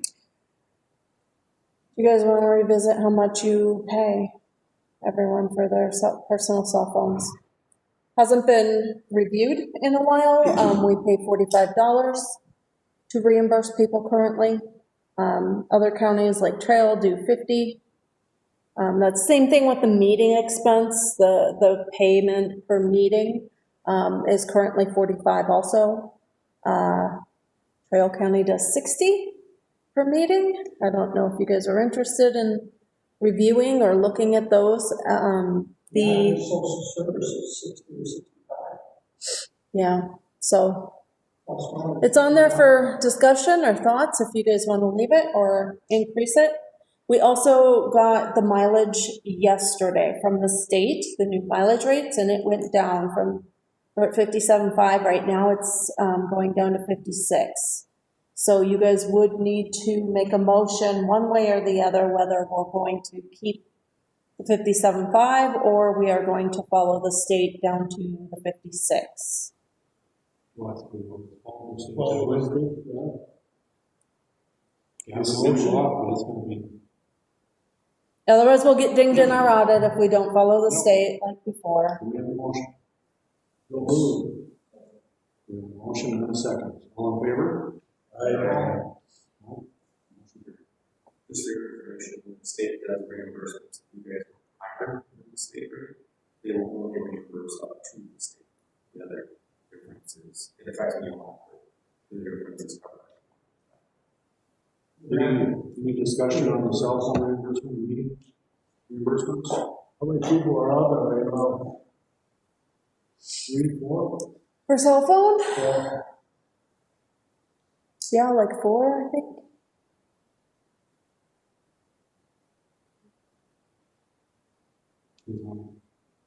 Tim, Catherine, Angie, and myself. And then, yeah, we have the option to get a county phone like Ben and Reed have also, the sheriff's office, but, so,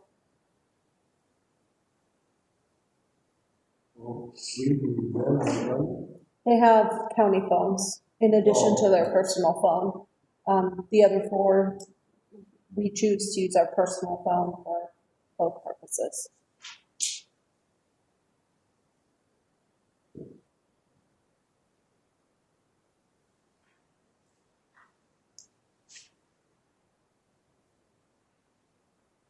Last time was Over 10 years ago, it hasn't changed. It's been at 45 for as long as I can remember being here. cell phone reimbursement. And then, actually, the last one.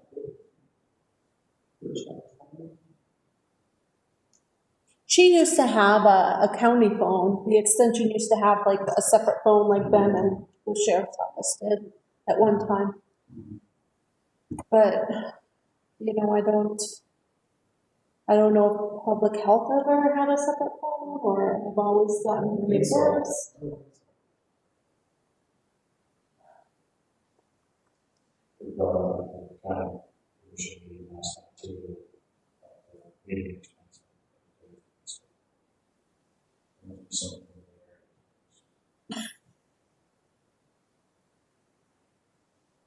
Well, I just read minutes and saw that other areas are doing more, so.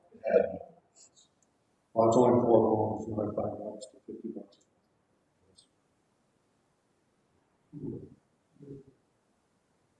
We're increasing the $5, you're saying? And it's last time was 10 years ago. These phones aren't cheap. I mean, we have them for personal use too.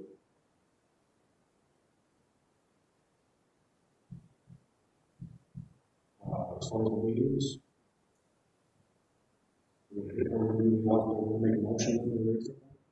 Is there a motion? And that motion is $5. Yes. Okay, do we have a second? I'll second. Second, Brandon, all in favor? Aye. No? Motion carried. The 2021 meeting reimbursements, right now they're at 50? 45. 45? Do you want to raise that at all? The last time I was probably doing was just years ago too. Would that help with park board? I don't know if people really get on boards for the money, but I mean, is 45 sufficient for? What do you say? Other ones are doing 60? Social service is 60, trail 60. What do you guys think? Water board just up their monthly meeting rate for their board. You made a motion. $750. 750.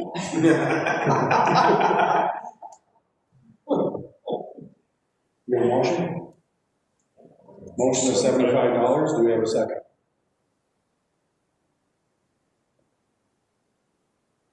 So moved. Second by Ted, all in favor? Aye. No. Motion carried. Opposed was Brandon.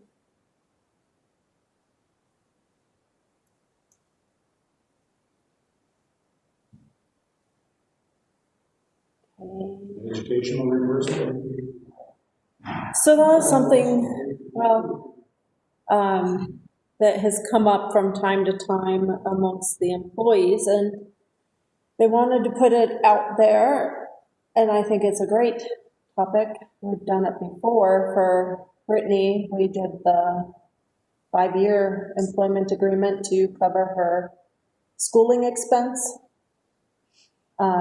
Would you guys be willing to potentially do $1,000 a year for a 1-year employment? Or 2-year, or whatever? Charlie could draw up the contract. Are you guys open to doing that for employees? think we discussed this before, and then we, as is, or, whoever did it, we did it.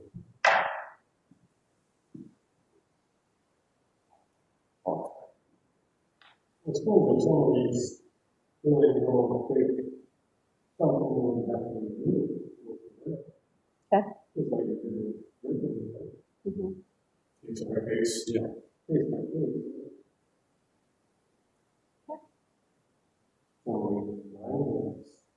It's just been kicked around by a few different people, you know. It's easier to come back on. This, you get this, you do that. I guess it's pretty, kind of draw the line and all that. Case by case basis, let's figure it out, I guess.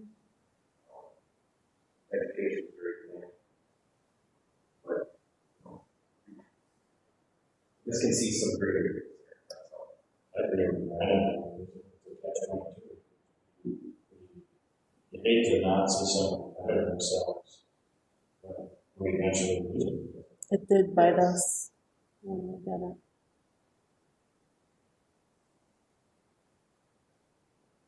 No problem with, specific training on what we're doing, whether it's accounting or things like that, workshops, things like that, just getting to incentivizing education, you know, better, get them all better, and then maybe that's just my worry, I guess. Just like you exactly said, so, Okay? Individual basis.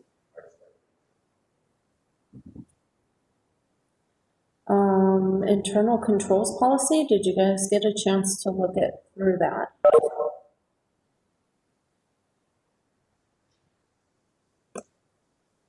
That was one of our recommendations in the audit. We have, I'm sure, policies years ago, nothing's been updated or made current recently. And so that was a recommendation found in our audit last year. I did reach out to other counties to figure out what they were doing, and that, you know, the state auditors find, you know, different areas every year to focus on and kind of hone in on. And that was something that came up with other counties as well, the same findings. So everybody's been sharing their stuff. Glenda shared hers, which I decided probably would be our best option. We're closely related to Trail County with so many things already, and Charlie's the state's attorney, so talked with him, we reviewed it, changed everything over to apply to our county, which wasn't much, a lot of changing Trail to Steele, and I took out a lot of the jail, the sheriff stuff, dispatch stuff that didn't apply to us here, and did what did apply to us here. Charlie did go through it and reviewed all of it and gave his blessing on it. It's a lot of what is done already. It just isn't in writing or wasn't updated in our policies. So you're looking for a motion about this? Yes, I am.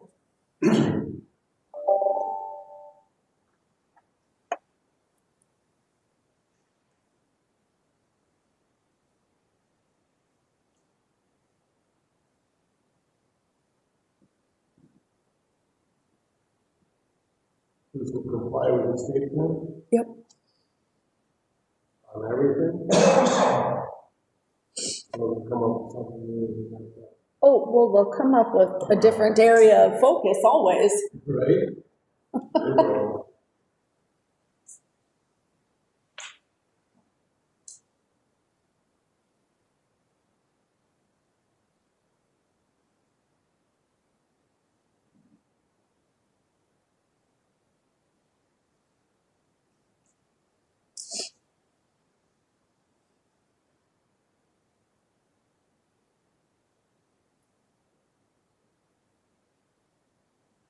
They read your stuff ahead of time.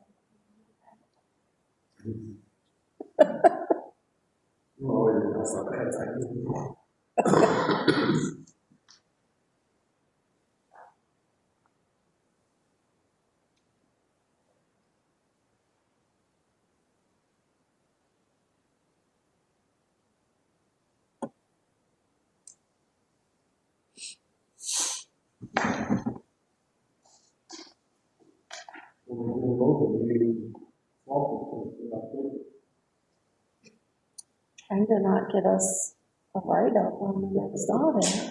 We're doing it very. Huh? We do. We actually do at least minimum twice a year. Each department gets their inventory list and updates it, turns it back into Carly. We will start doing a walkthrough inventory of Carly going and physically looking at the items, because that's an additional step. You know, Ben could be saying, yeah, I have my laptop and cell phone and monitors and all that, but does he really? Who does You know. inventory? Reed and Ben go through the road department, no? Reed and Tim go through the road department budget or inventory lists. And we ask them to specifically look at each item and account for it on their list. It took us a good couple of years. It was a real big mess for a while. Things weren't getting updated. We are a little anal, maybe, when they buy new things now, that we are on top of them. If you're gonna buy something of a good value, you need to be turning in the inventory sheet when you want us paying the bills, you know, those types of things. It's pretty immediate, they get it turned in. So it's added on and taken off, vice versa. And I think it's gotten a lot better and a lot easier to manage. Except for Wayne. Okay, do we have a motion on this?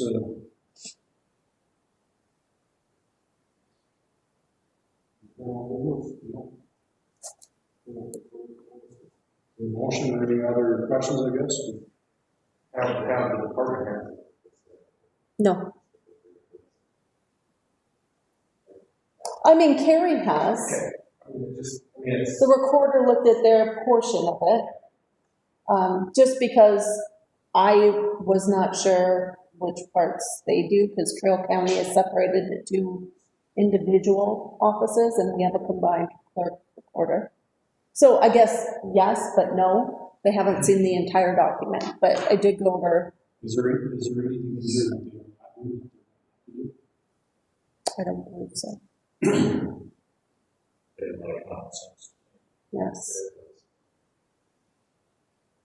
If they haven't been doing it, they should have been doing it, whether you pass this or not, it should have already been happening. You know, you can say you need to be doing this and have a copy of that, but you know, when. Is there a person on this working with checking? Yep. Two people out. Yep. Would somebody make a motion? Waiting for a motion. Brian made a motion, we have a second.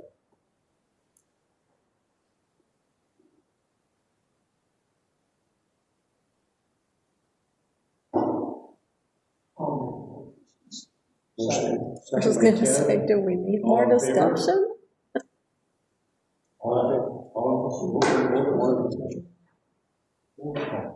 All in favor? Aye. No? Motion carried. I felt like that was controversial for some reason.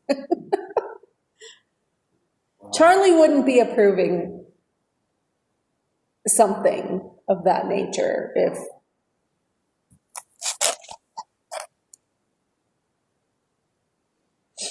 Anyway, so we have, how about your budget or your budget amendments and transfers? I sent that out. Does anyone need a copy of them? have questions on any of them. Yep, we got a couple more things left there. Quick. Yeah, we'll be okay. Oh.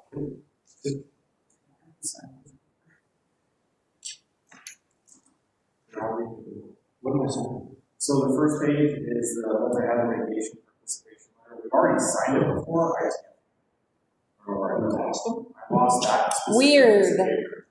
I just don't know where it's at. I just need to sign it here for the grant. So, All signed this for the second time? well, that's what I signed it first. I can sign it.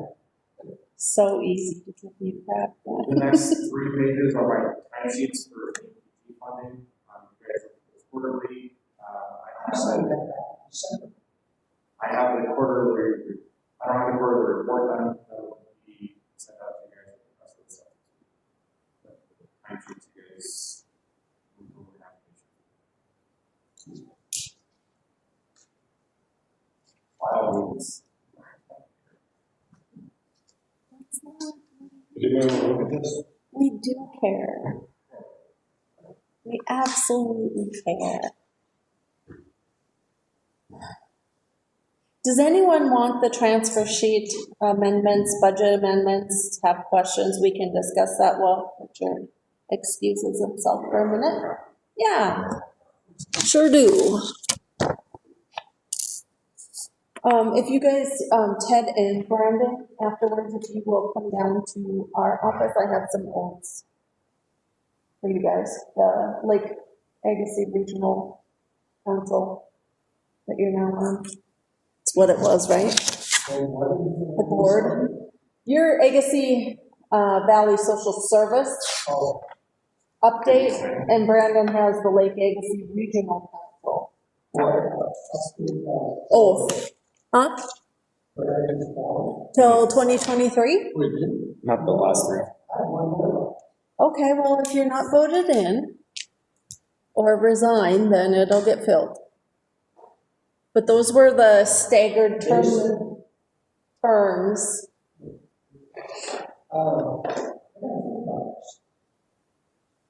Randy was 3. Mm-hmm. I was 2. 21. So I should be done this fall.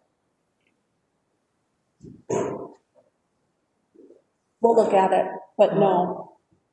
Harley gave me those.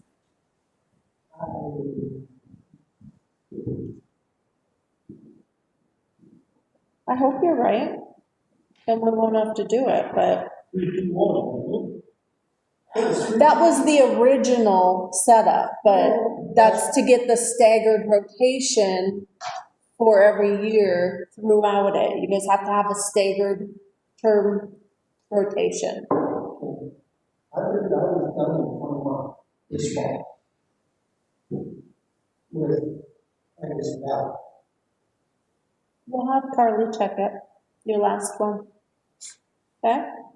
She lies over there. Oh, I thought you meant Carly. No. I was like, oh, I don't think she intentionally does. I'm sorry, sir. Yeah, check, wait, because I just thought it was.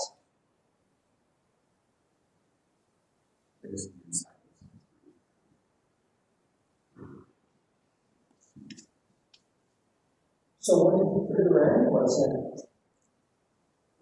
So that was, you figured okay.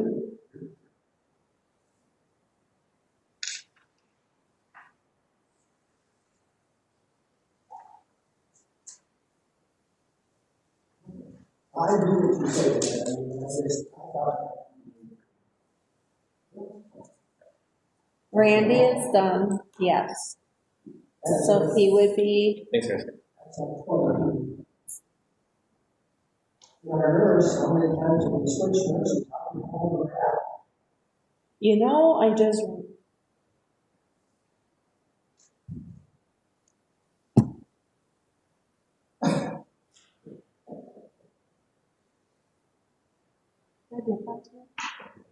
Jesus. Why don't you just throw something at me? How about you guys? Do you need it? Sitting there in front of me. That's not smart. No. I just,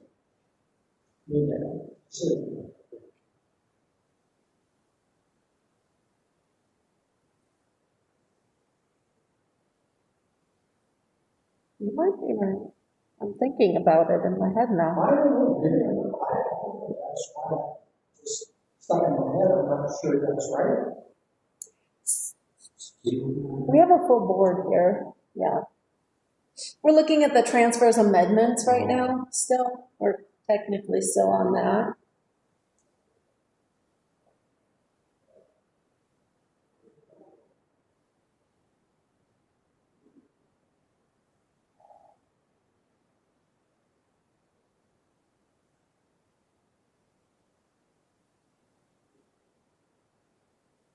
So how many years do we have?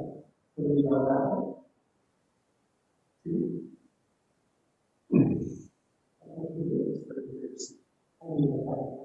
That's what it says.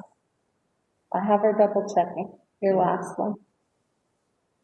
Because I'm already up in 2 years, we will do it.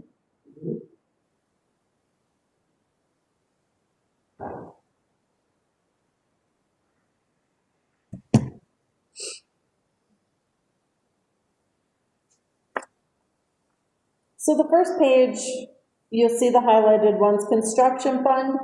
We never budget an amount for that every year. That's our money coming in from the state for projects. So we don't usually have a set amount that we're going to, say, spend every year. So that's why that's there. We spent 109,000. So we just need to amend that to the budget of 109,000. Next is weight permits. That's just a $1.28 difference in the rounding on the payroll program to what was budgeted, pretty minor. Road and Bridge went over 96,000, and some change off of that. Ben did provide a list to me of all the stuff, and it was all approved by the board, any of the additional expenses in there. 5 mil, that's the gravel and cutting edges. Gravel, you guys approved the overages there at your meetings. Human Service Fund, that was the remaining tax funding coming in for previous years for them that we had to transfer to Trail County on that. So we don't have a budget for Human Services here. That was just the check cut to Trail. The emergency fund, we didn't budget because nobody anticipated the pandemic. So we have an amendment, 19,000 on that one. The flood 2019, that was set up for the flood, obviously, but the funding from FEMA to come in and to pay back out to the townships and then to the admin expenses. So that's what that amendment there is. The second page is starts at the top, the list of transfers we do at the end of the year. We always transfer the highway distribution tax to the road fund. That helps supplement the road fund. No. why is that so much different? That is different because when she wrote the check, when the check was wrote, it came out of the old fund. Because remember, we had to combine the funds. So it came out of the old one and I had to do that correction. Well, when you do a correction for it to come from a correct fund, it doesn't take it out of the expense. It basically doubles the expense. So it's not really an amendment, it was just the adjustment of that transferring fund. Sorry. Nope, it's okay. I was waiting for that question, actually. So the other transfers, we always transfer that county park to the general fund because it is part of the general fund. We just leave that county park fund open for the yearly lease lot payments coming in, so we have a way to track the separate Golden Lake or Park Board expense revenue in that. So we have that,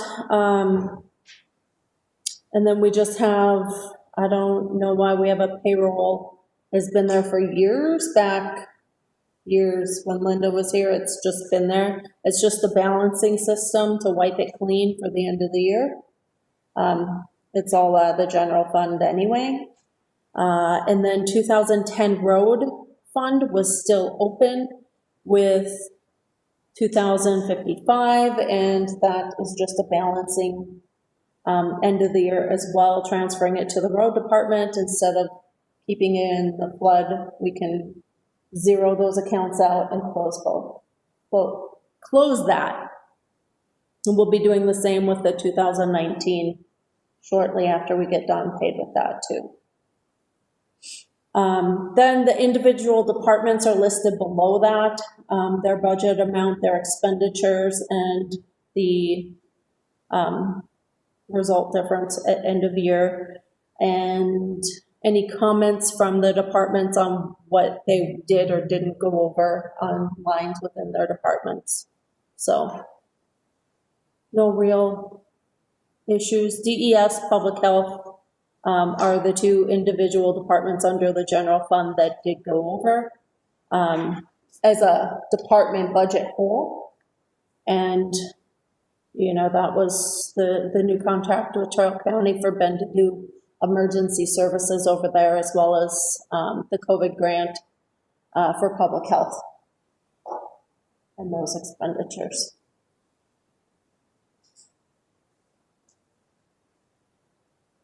Questions?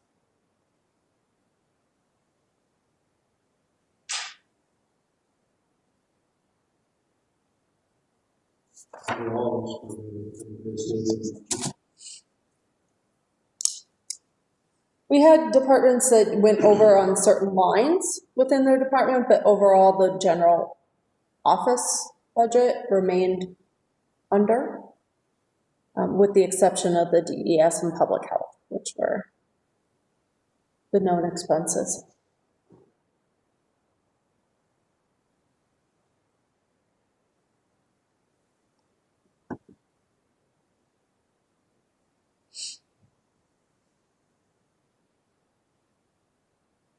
So for the record, we would need a motion to approve those amendments, the transfers.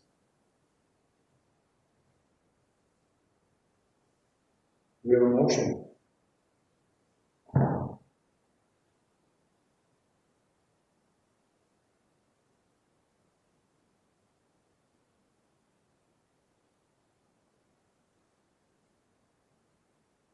The public health was all set with COVID grant, yeah. These are just expenditures. It doesn't account for revenue coming in. That's a different.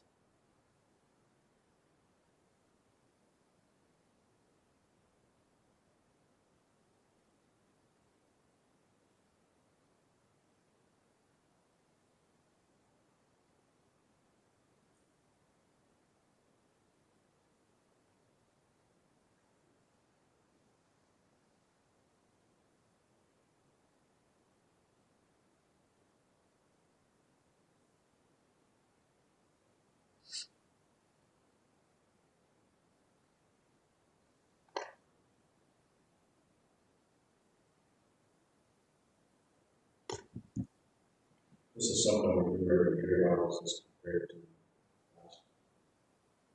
Usually not the same thing.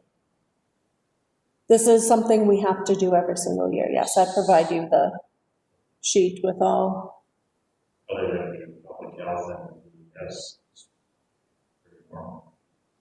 Okay. I'll make that. Motion made by Brian, is there a second? Second by Ted, all in favor? Aye. No? Motion carried. Did we do the 2021 liquor beer licenses? No.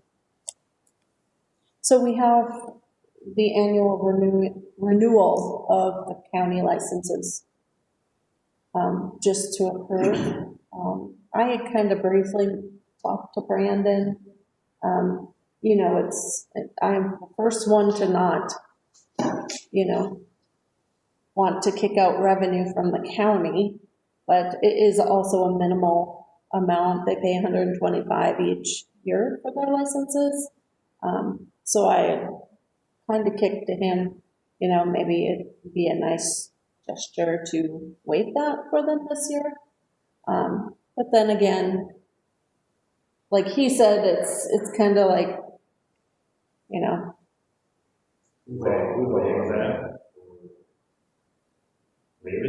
waive their fee with the county. They're still responsible for their fees with the state, for their state liquor licenses.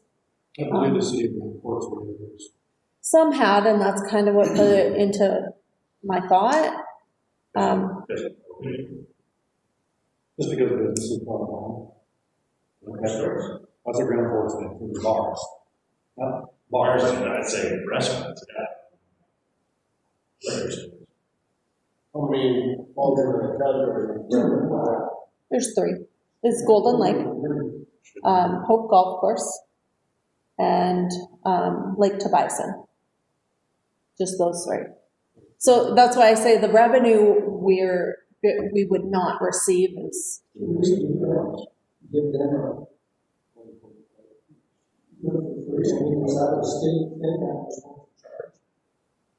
The state, no, because you guys can set the amounts. And they still pay their state fee to the state for their state liquor licenses. The cities do their city separately, you know, for the sports bar and then for the farmers here in town. Share. It doesn't generate us how much. Total for a year for all 3. But you want to cut it in half? I mean, I suppose you could kick around anything. They need to be renewed. They need to be approved. Correct.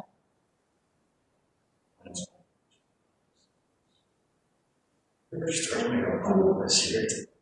I'm just saying. Yeah. We have a motion. Motion to waive your liquor license and license Golden Lake. Motion to waive those.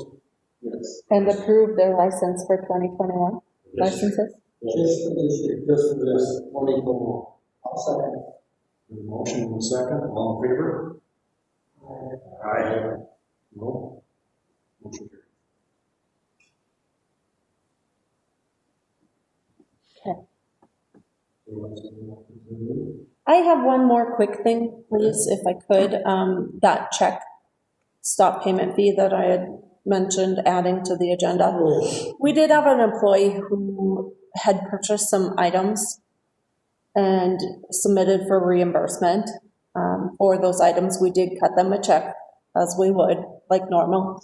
The employee lost the check.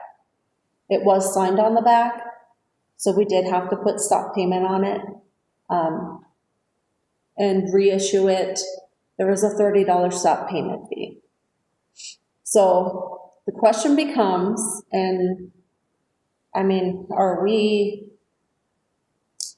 would you guys like to have that taken from that money for the employee, or you want to cover that expense? The employee, I did discuss it with them already. We have cut them a check for the difference minus the $30 fee currently. And they were fine with that. I said that I'd bring it here. If it changes, we'll cut them another $35 check or $30 check for the difference. But, you know, technically, we paid them. It was a cost because they lost their check and they signed the back of it. So, thoughts?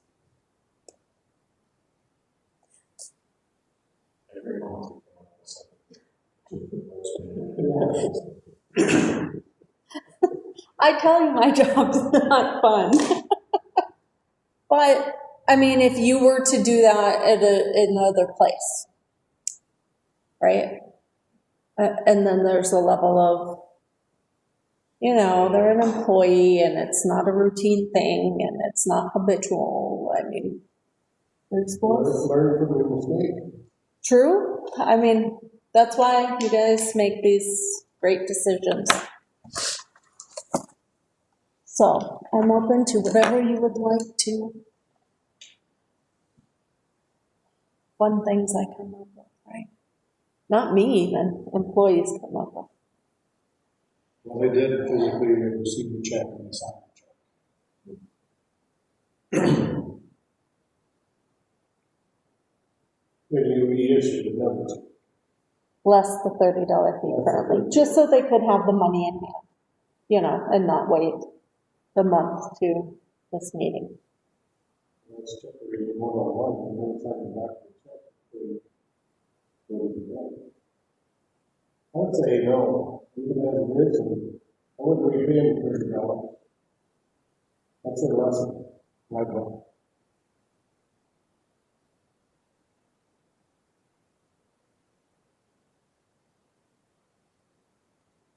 Any other discussion?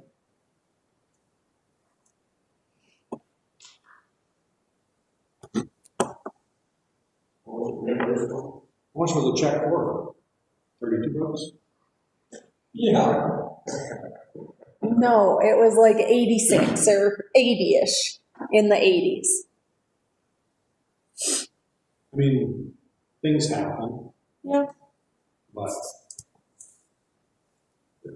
it's probably different for a business where this is a public entity.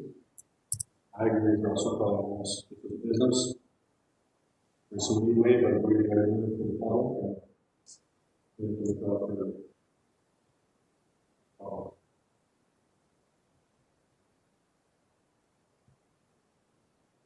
Okay. The check was not cashed, the first one? Ooh. No, when we looked, it had not been cashed yet. So that's why, you know, we really needed to stop payment. We did think maybe the husband had cashed it or brought it in, and, you know, it was signed, so. well, it was signed, But- and it was also signed, so that's kind of my. That's my decision. Anybody else? Brandon, what do you think? I agree with that. Okay, so. Things happen. Very close.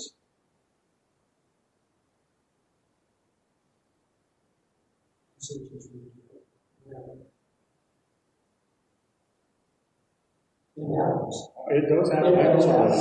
I mean, you can't ask you who it was it the kid, was it somebody that was. I would rather not say, because it should be fair, or treated no matter who, which employee it Doesn't was. matter. It just things happen.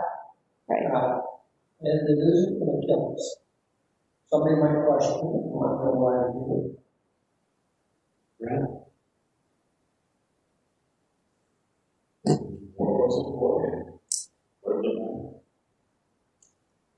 But it doesn't matter. I'd rather Doesn't matter not what they say, buy. because you would very easily figure out who. So, it was for county materials for the office that were needed.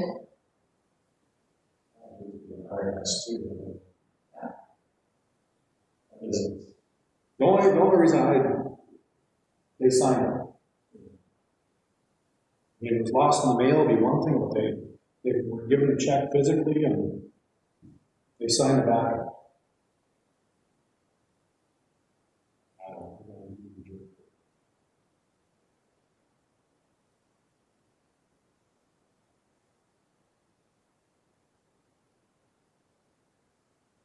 All right, we're spending a lot of time on this, so let's figure Yes, out we what are. to do here. There's 3 of us that already say that it's good enough. Whether you Okay. or not, it's very good. Okay, moving along. Brian just got out of saying anything. Yeah, lessons and lessons. I see it. I do too. I do too. I really do. That's why it's before you guys. If it happened to me and somebody did that. I totally understand that in the business, but as a public entity, it's, I think, you know,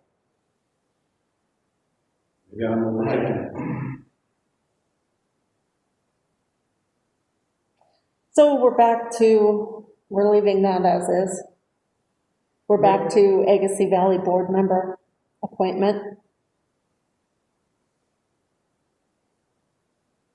That's the only thing left on the agenda, to fill that position. Correct. So what are we gonna do on this? It's 30 minutes. I can vote. It's done. I'll make a motion. You make a motion. What?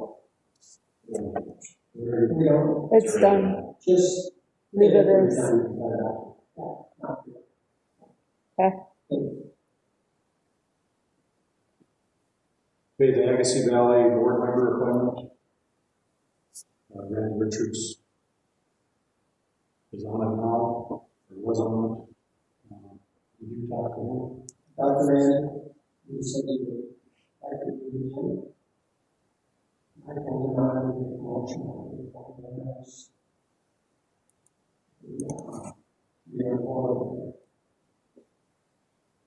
Any other discussion? How many years is that for? 3-year terms. And you're still on it? He's still on it as the commissioner. We need one commissioner representative, and then the other 2 could be public. Yep. Just, they don't have, all that. I'm not sure it goes. No. So there's only one person. Right. So. Ken, we don't know what his is. Yeah. Carly's at lunch. She'll be back in 20 minutes, but I think maybe she just mistyped that. The more we think it through, what Ted's saying makes sense. That. Well, I thought it was. Yeah. Well, that was just an oath to update. It's separate than appointing someone. That was just Ted's oath to his office. So you guys have any problem with, another commissioner not being involved in that process? It seems to be a lot of issues there. Looking back here in that sheet, obviously you're looking at kind of outlining, the CARES Act. You guys feel comfortable with that at all? Not want to be involved in that scenario as a commissioner? So far, sorry to same topic, but slightly different. Other counties haven't been approving home cell phone and internet charges so far. I'll send you out my findings at the end of it, but the responses I've gotten this morning haven't. So, but continue, I apologize. This being a new transition, it's kind of concerns me a little bit, I guess. You guys, on that side. Well, I myself, I think that Randy would be good on the board for that. He's been through the transition so far. I feel he's got the best interest of the county. Well, he doesn't want to lose the food. And over there, I tell it like it is. She's trying to run the whole thing. Kim is. And that's, you know, she is the boss. She's not the boss. But she thinks that everybody, she would like Randy off for the reason that Randy wants it pushes that thing. And they've neglected that ever since they went over there and the people aren't here. Kelly is not here downstairs. And that to me is how long are we going to push this? How much control do we have? How much control do we have? 20%. 20%. Well, no, What do you do? we're 100%. How much control do you have over having social services staff out there? They don't want anything to do with food pantry. If they want to move it out of here, she doesn't want to have anything to do with it. That's what irritates me. I don't want to lose the food pantry. I don't want to lose social service. How many of those have? 6, 3 from there, 3 from here. And she is deciding if there's more now. And she's also state. I mean, she's not just drill down, she's on the state board. Do they have 2 commissioners on there? One, They have one on there. just one. And they have 2. There's 2 ladies. Hello. We have our own nurse and me, no. Randy goes, he does some ideas, and that's what he doesn't like about it, but he's good for the county. He wants the social, or wants the food pantry here. And he worries about it, and that's just, I think it's a good thing. So, that's just me.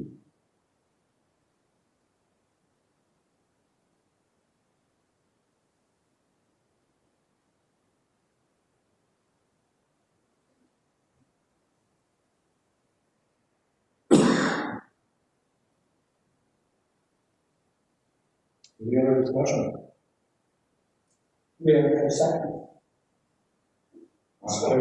It'll die for another second. Well, Okay, so we have a motion, Ted made a motion, do we have a second?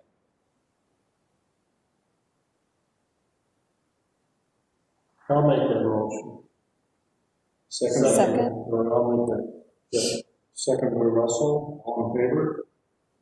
Aye. No? No. Opposed by Brandon, motion carried. I can see Brandon on too. I can, Maybe it was I anybody can else, just, but Brandon. The only reason I like it is I agree.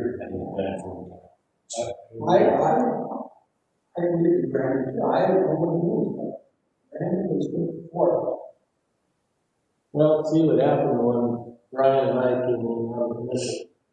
We didn't notice. All of a sudden, you're on the social service board. And bingo, you're here. Okay, well, it's a good thing. We had Randy on there, we had Ted on there, and Les. So we have 3 commissioners on there already who helped Brian and I get, Right. initiated into the social services.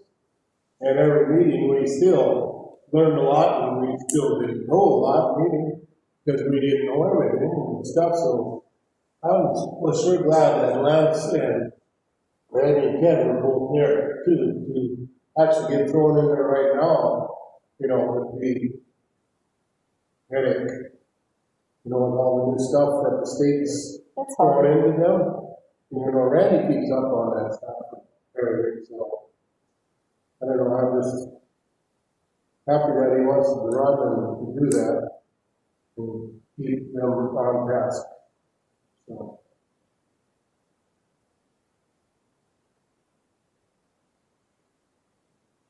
All right, what else do we have?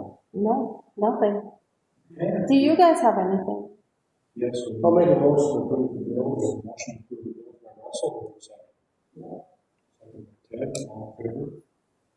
Aye. Opposed? We gotta revisit the math memory.